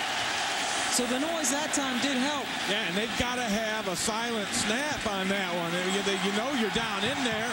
You got to use a foot pump by the quarterback. False start. Offense number 79. It's a 5-yard penalty. Still 3rd down. Or a hand clap or something, because you can't hear him. I mean, look at Yates. He's just screaming and yelling and clapping, and his center isn't getting the message. Can't hear. You see him kind of lift his hands up afterwards. Hey, what do you want me to do? Well, you have to do a silent count where the center will snap it after getting the ready signal from the quarterback. That's the backup center again, Noel Dyer, in there for Scott Lenahan. And 3rd and goal from the 10, and once again, the 5th sack of Yates. Selby has 3 of them. Amazing. He's able to just fly through there, and how do you not block George Selby? I mean, he's all over the field. He's penetrating the backfield, and yet they still don't get him. Here he is right there, and he just gets an inside move, and that's how he got in there, because usually he's an outside rusher. He very seldom will come inside, but he did on that one, saved it for the perfect time, and he got himself his 3rd sack of the day, 8.5 in 3 games on the year. It was 3rd and goal from the 5, but penalties in the sack make it 4th and goal from the 17. Yates, corner of the end zone. That's trouble because Trey Williams is right there. And Williams had a golden opportunity to intercept it. He already has 1 today, but that time he couldn't bring it in. But the ball goes over on downs to the Bulls. Yeah, and boy, you credit the 12th man here for South Florida on that one, because Carolina had it at the 5, inside the 5, ready to punch it in, and the crowd got to move back with that penalty, then the sack by Selby, and then the nice play by Williams, and the defense comes up big and closes the door on North Carolina. And Jim Leonard, you know he's a defensive guy. Was the defensive coordinator at Kansas State before he came here, and now Grothy. Looks like they'll call it a day for him as Grant Gregory comes in for the first time to play quarterback. Grant Gregory is the son of the offensive coordinator, Greg Gregory, and he transferred over from Indiana after Jerry DiNardo got fired, and things kind of changed there for him, so he was looking for places to go. And, hey, why not go with old Dad down there in South Florida? And he's a pretty good football player. They said if things were all even going in, it'd be a toss-up between Grant Gregory and Matt Grothy as far as who the quarterback would be, but because Grothy was established, that's why he's in there. But they're real high on Grant Gregory. 6'1", 205 pounds, penalty flags down, and Gregory throws it away. I think an offside's coming up. Khalid Taylor jumping for North Carolina, but Gregory, as the offsides is there. Gregory coming in to spell Matt Grothy, who had just another fabulous day. 17 for 30, 230 yards and 1 touchdown. He did gain 35 yards on the ground. The negative for him is he lost a couple of fumbles today, but he has a reason to smile. Yeah, he looks like he's pretty happy. A day's work is done. Kind of shrugs his shoulders and smiles, because remember, they got to keep him healthy, because Friday night they got a pretty good ball game brewing. Right, they've got West Virginia coming in here. West Virginia is handling East Carolina easily this afternoon in Morgantown. Benjamin Williams bouncing it to the outside. High tackle as he'll pick up maybe a yard. Let's go back to Reese Davis. All right, Pam, Florida was a little sluggish out of the gate. Now they're taking care of business at Ole Miss. 2nd and 5, deep in the red zone. Wonder who's going to run it. Superman goes in. Tim Tebow for the 2nd time on the day. 21-6. Number 3 Gators are rolling there. And Nebraska and Ball State. After Ball State had taken the 17-14 lead, Sam Keller finds Sean Hill, and he'll score, and the Children of the Corn have a 4-point lead, but it's getting deep in the 3rd. All right, Reese. So a good one going on in Lincoln between those two ball clubs. We saw some fan here in South Florida had a T-shirt. Of course, Tim Tebow is the quarterback now for Florida, and it said Grothy is greater, had the greater than symbol for math, than Tebow, which most people would disagree with, certainly down the Gainesville area, but Grothy with a lot of fans, that was definitely a South Florida green T-shirt we saw here. That presents a good conversation right there. You could go for a long way in debating that. As they're going to sort some things out down on the field, and again, Grothy just all smiles. Just a sophomore from Lakeland, Florida, the Big East Rookie of the Year. Sporting News All-American, all honorable mention all the way across the board. Really got thrust in there, Pam. You know, he wasn't the starter starting out. So we'll let them figure things out on the field. Meanwhile, the Titans are taking on the Saints this Monday night. Vince Young and Reggie Bush meet again. Here's Mike Tirico.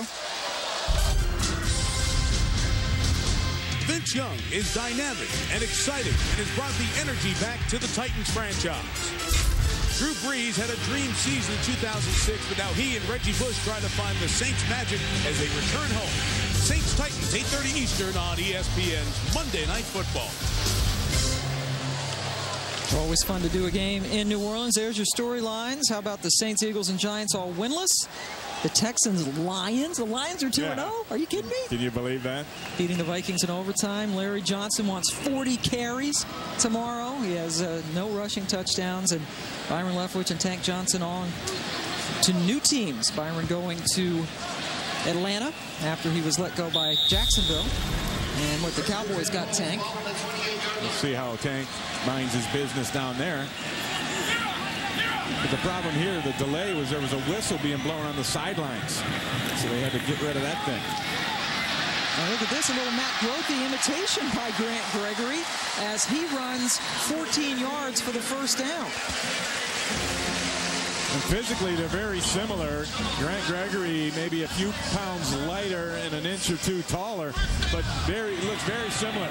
And this is a called run. He's going to fake the look outside, just a quarterback draw, and he shows you some explosion as well. Gregory transferred from Indiana. His dad, Greg, the offensive coordinator, said he looked not only at South Florida, but also Syracuse and the University of Maryland, and decided to come here. And now he runs away from Marvin Austin and Hailey Taylor, the two most talented defensive linemen for Carolina, and he shows a little smarts there by throwing it away. Yeah, and some good quickness. And again, that same move of avoiding the rush where you just turn around, turn your back. It's a flip turn, you call it, really, if you're covering somebody.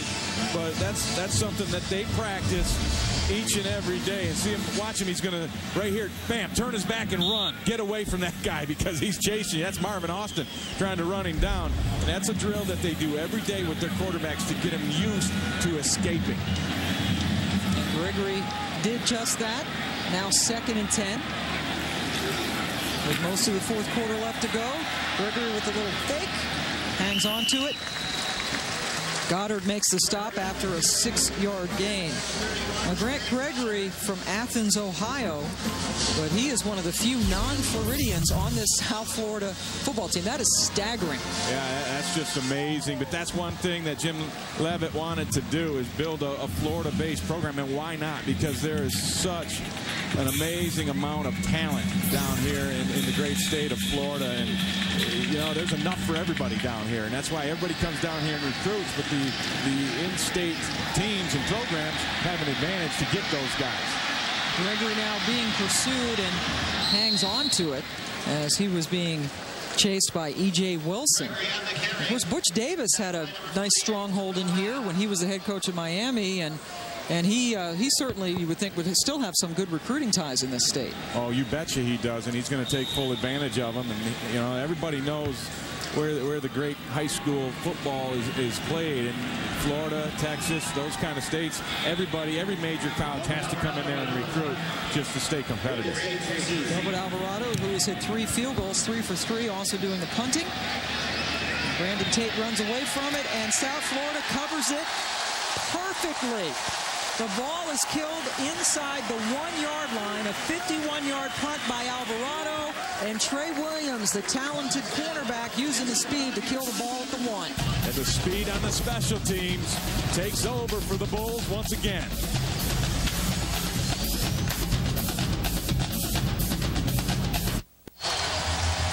South Florida with a big 30-3 lead over North Carolina, and the Tar Heels are pinned back. Trey Williams with a great play to down a punt inside the 1, and the Carolina fans are hoping their team can dig themselves out of the hole.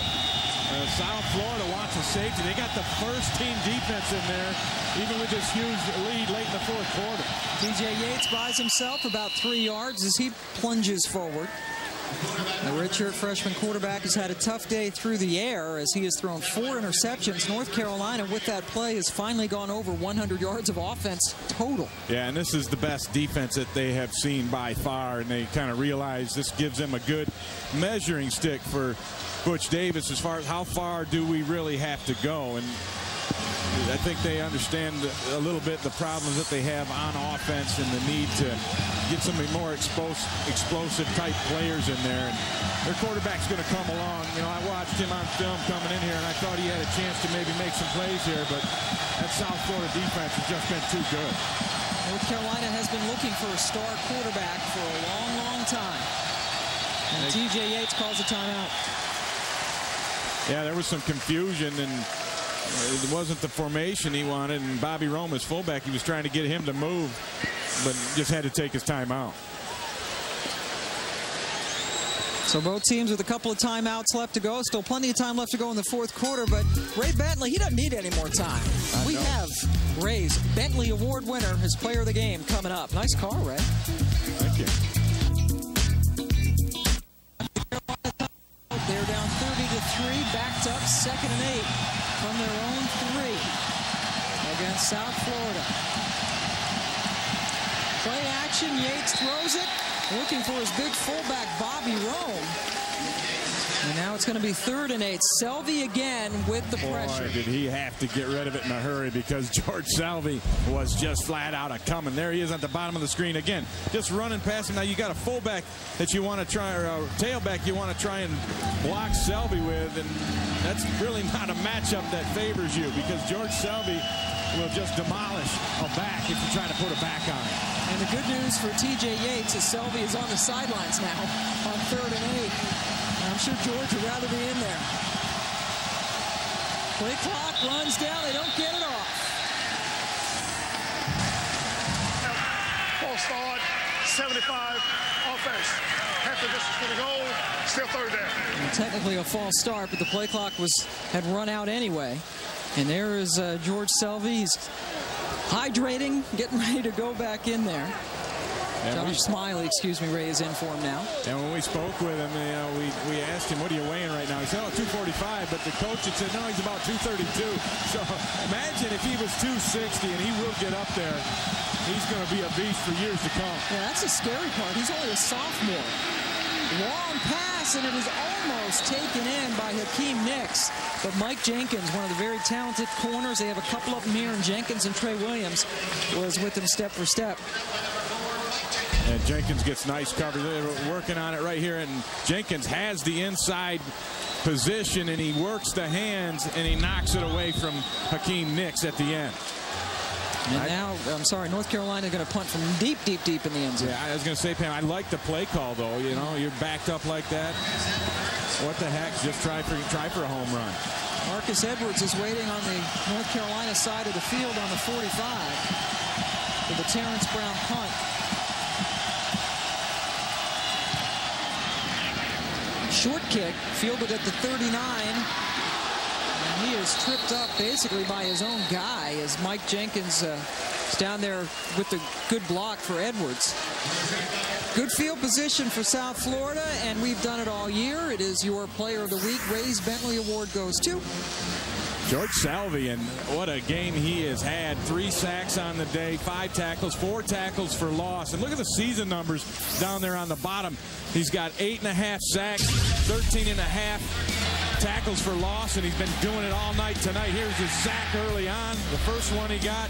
He's making the plays in the backfield against the run as well. In fact, he told us, I like playing the run better than getting after the quarterback. Well, he does a pretty good job at both, and to me, he's the best player on the field here today, and that's why he wins the Bentley Award. Some of the reserves getting in now as Patrick Richardson is in for the first time, and he catches a 4-yard pass. As the Bentleys are, of course, beautiful cars, and that was up, in Troy, Michigan.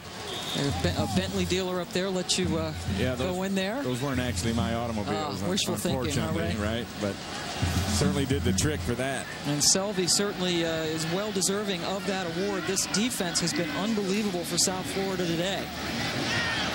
As Aston Samuels, a redshirt freshman from Belgrade, Florida, gets the carry and picks up 3. This defense today, 5 sacks, 4 interceptions. They've allowed only 102 yards and 3 points. And amazing. And that's what, to me, the backbone of this team is. You can talk a lot about Matt Grothe and what he's able to do for the offense, and they do a lot of good things on that side of the ball. But if the Bulls are going to contend in the Big East, and I believe they are, it's because they can play defense and match up with the West Virginias, the Louisvilles, and the Rutgers. 3rd and 3. Samuels with another carry, and he gets the first down. Another little guy with speed. Samuels listed at 5'10", 176, picks up 15. And South Florida now over 400 yards of offense for the game. Let's take another look at our game track presented by John Hancock. And you can see the numbers, the disparity between Grothe and Yates. And, of course, the 4 takeaways for South Florida, leading to 13 points. That's a good sign for them. They had 5 takeaways against Auburn and didn't get any points out of it. So they were able to capitalize on the takeaways today. A couple of interceptions by their linebackers, Montpremier and Moffitt, getting the job done in the middle there. And Samuels gets yet another carry and picks up 6 more yards. So the Bulls keeping it on the ground, trying to kill the clock a little bit, and they're still chewing up some yardage. And again, Friday night on ESPN2, West Virginia will be right here at 8 Eastern time. And that is going to be one heck of a battle between those two teams. West Virginia with revenge on its mind from last year because they got beaten by this team in Morgantown. As Gregory slithers close to another first down. Let's get another update now from Reese Davis. Pam, the Black Shirts of Nebraska are being gutted by the #1 offense in the MAC. Ball State down 28-24 to Nebraska. Nate Davis, look how far this ball goes in the air, and it's perfectly thrown to Dante Love. Ball State headed to the 4th quarter. They have the lead in Lincoln. Unbelievable. Threw that from his own 32. About, 65 yards or so in the air as Samuels gets it again. Some terrific football games. Well, you never know, do you? Oh. And I think it's great as a football fan to see some of these traditional BCS powers who are, little Ball State and Muncie, Indiana. Is that where that is? It is. Coming up and playing in Lincoln like that. Who would have thought that would ever happen? Nobody, except maybe Ball State. Least of all the Big Red fans, who are probably not too thrilled right now. 3 running backs in on a 4th and 1. That formation we saw earlier on the other end of the field. And they gave it to Mike Ford, the biggest guy in the backfield, and he does pick up the South Florida first down. And they have other wrinkles out of that formation, but they haven't needed to use them as of yet. They've run that same power play off to the right side every time they've been in that formation, and they still keep picking up the needed yardage. Ford, the true freshman from Sarasota, Florida, who has been much traveled. Looks like they're going to measure this one, Pam. I thought they got it on first blush, but they will make sure. Yeah, I'm going to agree with you. I think they got it. You see that blue line electronically generated. And that wasn't not even close, guys. You got to be able to eyeball that one. So another first down, and it is 1st and goal from the 7-yard line for South Florida. Butch Davis trying to build this program up at North Carolina. Very excited about getting the opportunity to coach at this institution, which he wants to prove is not just a basketball school. And there's a little guy once again, Samuels, inching closer to another touchdown. Deontay Williams has had a good game. He's made 9 stops from his safety spot this afternoon. You know, we had a nice conversation with Jim Leavitt. Too brief for me. I would love to spend more time with him, but he struck me as the most honest person and sincere person I've ever met. And he talked about things, and, you know, he said some things where some guys would say it, and you'd kind of think, ah, yeah, whatever, coach, you're just giving us the line. But he is authentic, and I really think that he probably is like an Abe Lincoln guy, never told a lie his whole life. He strikes me as one of those guys, and I can see why he is so successful here. And they go up top. Cedric Hill, the tight end, had it and dropped it. Gregory on the rollout, and Hill, who made a spectacular catch earlier in this game, couldn't bring that one in. Yeah, that was too easy for him. With nobody hanging on him, he didn't have to jump out of the stadium to get it. This is just a perfect little lofted throw from Grant Gregory, who's kind of disappointed. He had a chance to get his first touchdown pass as a Bull, and it's just taking your eyes off the ball before it's time to do so, and Cedric Hill let that one go. So now 3rd and goal from the 1. 3 running backs. Handed to Jamar Taylor, and Taylor heads into the corner of the end zone for the touchdown. A true freshman with his 2nd score on the ground this year. Well, I told you they could run it the other way out of that formation, and sure enough, they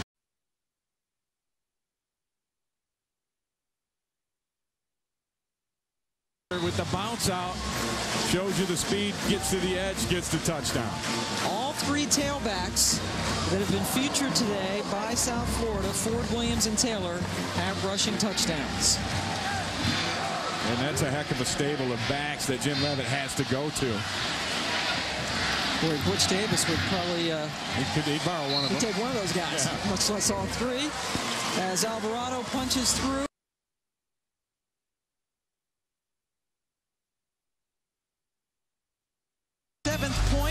Of the afternoon for the Bulls.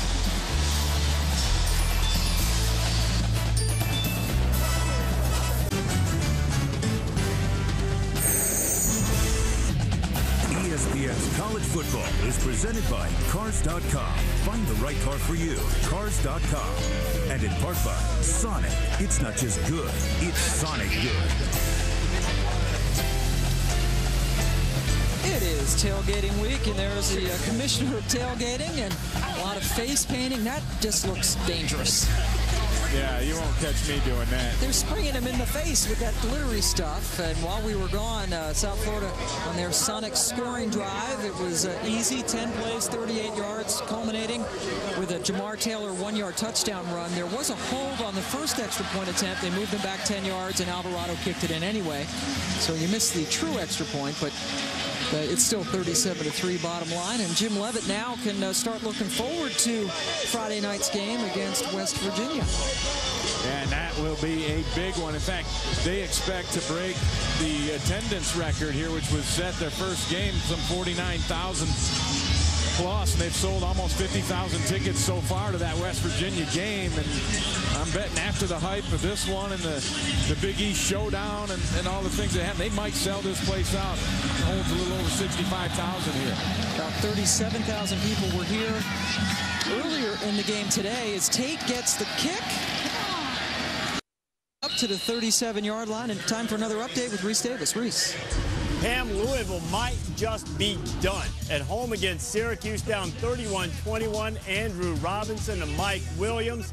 8 and change to go. It's 38-21. Louisville's down by 17. Florida and Ole Miss, and Coach O's team won't go away. Seth Adams to Shea Hodge. Touchdown Rebels. 27-16 there. Thank you very much, Reese. So Louisville had won 20 straight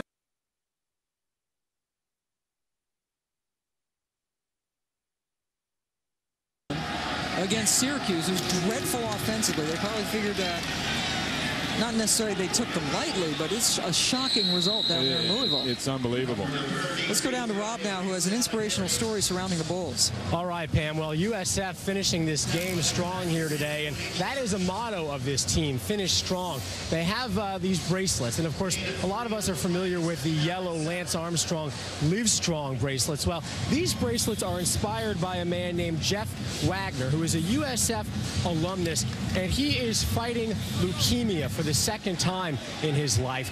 He was very involved in getting a football program here at USF, and when he found out he had leukemia again, he said he wanted to achieve some, what he calls big, monstrous, audacious goals. One of those goals was to try to help USF football, and he knew Coach Leavitt from the time Leavitt was hired here and invited him to church with him one day, told him about his battle, told him about his desire to help out. Well, Coach Leavitt was touched, and he brought that story to his team last week, or 2 weeks ago, I should say, right before that big win at Auburn. Talked about finishing strong, which is Wagner's motto, and it has had a huge impact. You look along this sideline here, and just about every player, assistant, staff member is wearing this black bracelet. Thank you, Rob. Is on 3rd and 9. Yates is able to run for the first down, and Jeff Wagner has been such an inspiration, and Coach Leavitt, when you talked about the sincerity with which he speaks, he said that he wasn't necessarily wanted to fire him up for the Auburn game, but it was a message he wanted to get across. He had been meaning to do it, and the timing just turned out to be pretty good timing, because they go out the next day and they beat Auburn in Alabama. Yeah, and it fits into what he claims his #1 goal.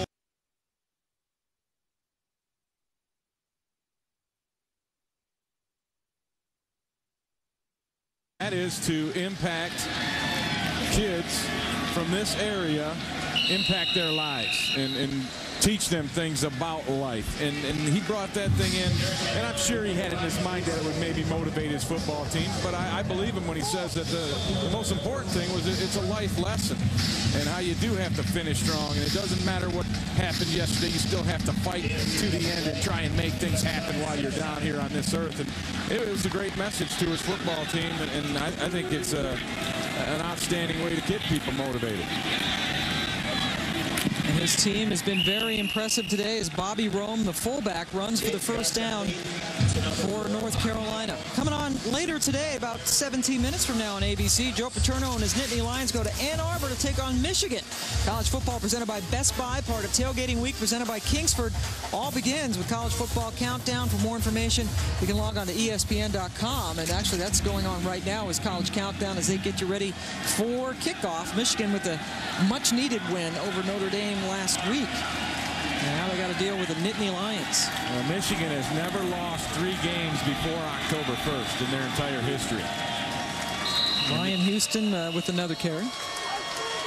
And they are going to be taking on Penn State. Boy, the Big Ten is stacking up to be very interesting. Not necessarily good or deep, but interesting this year. Yeah, they still have some teams that are unblemished as of yet. You know, Ohio State still a good-looking football team, and you know, I think that Michigan State is a little bit of a surprise. The Wolverines, don't count them out yet. And I think Joe Paterno has an excellent football team. We'll find out here in a little bit, Pam, but they win that one against Michigan. It gets that monkey off their back, and it kind of makes them one of the co-favorites. Don't forget about Wisconsin either.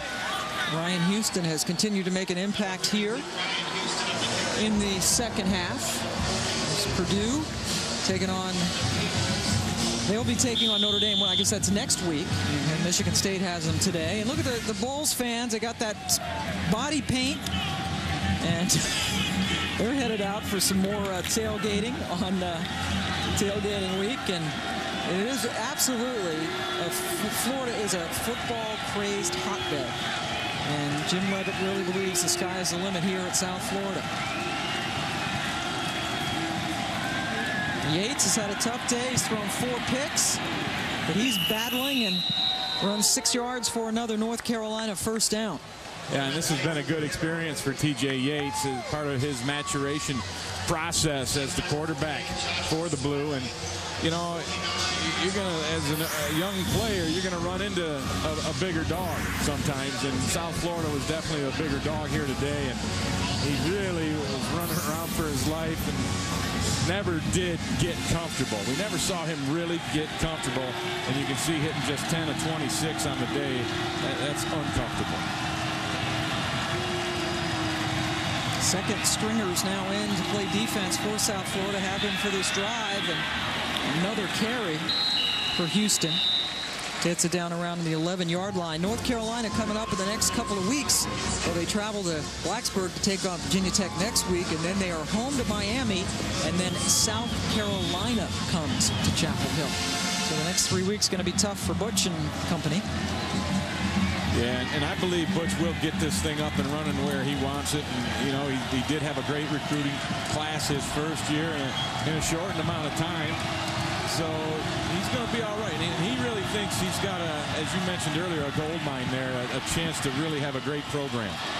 Ball was completed for a first down around the 5-yard line to Ed Barham, redshirt freshman from Bacon's Castle, Virginia. His first catch of the day, good for 7 yards.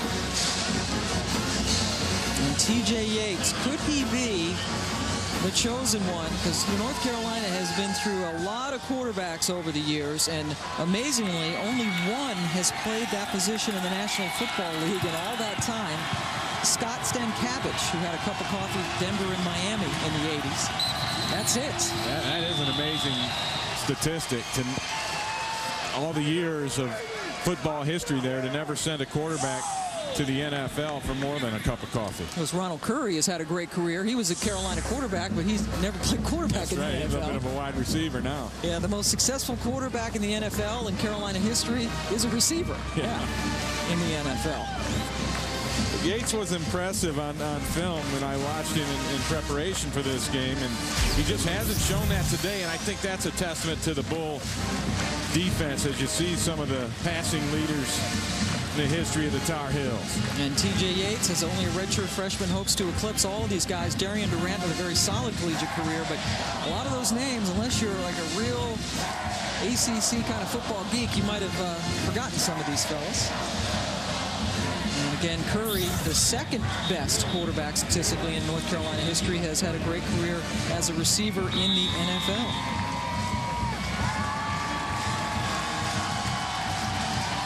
Could TJ Yates be the guy that Carolina football fans have been waiting for as far as a top-notch quarterback?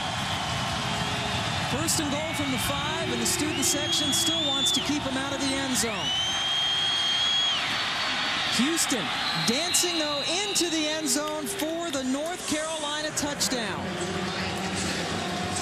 And Houston showed a little something there, and with that run alone, I think you're going to see him get more looks and more opportunities in the Tar Heel offense. Because Johnny White, who started today and had the bulk of the carries, really never showed us a big flash or the ability to make a play on his own. And I think Houston kind of makes this one happen by himself a little bit. Look at the cut there, the good vision, then the power, the cutback.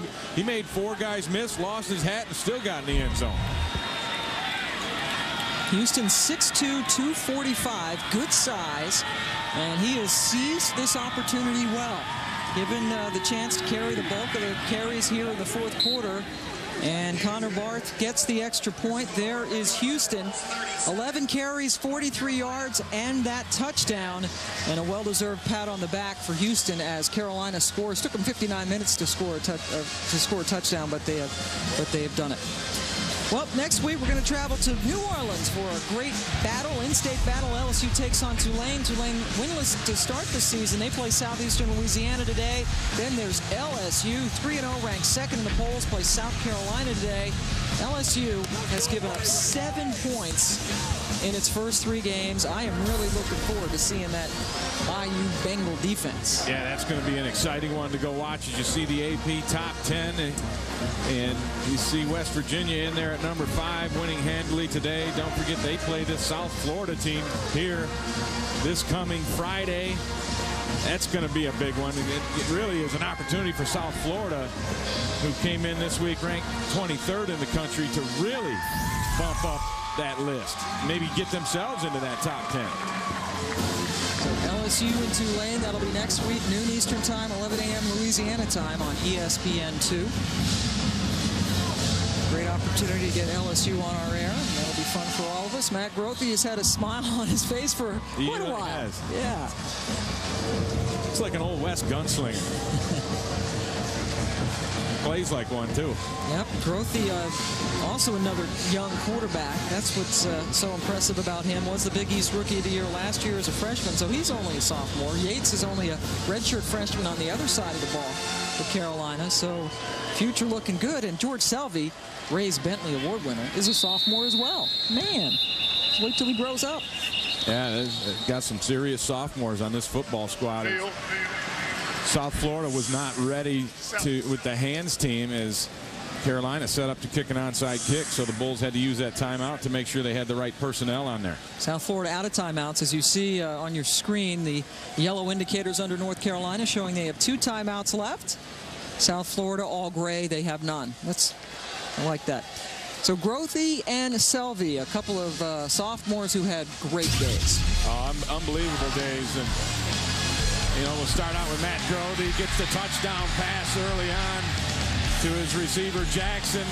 Going to throw another one there. Hill goes up and makes the catch there, and then the big smile from the gunslinger. And then George Selvey, what a day, what a season he has had thus far. 3 sacks today, 4 tackles for loss, 5 tackles in the ball game. He leads the nation in sacks with 8.5 and 13.5 tackles for loss, and that's in 3 ball games. Those are some pretty good numbers. Yeah, most other guys have played 4 ball games. They had the bye last week, so just 3 for him. And the onside kick goes out of bounds.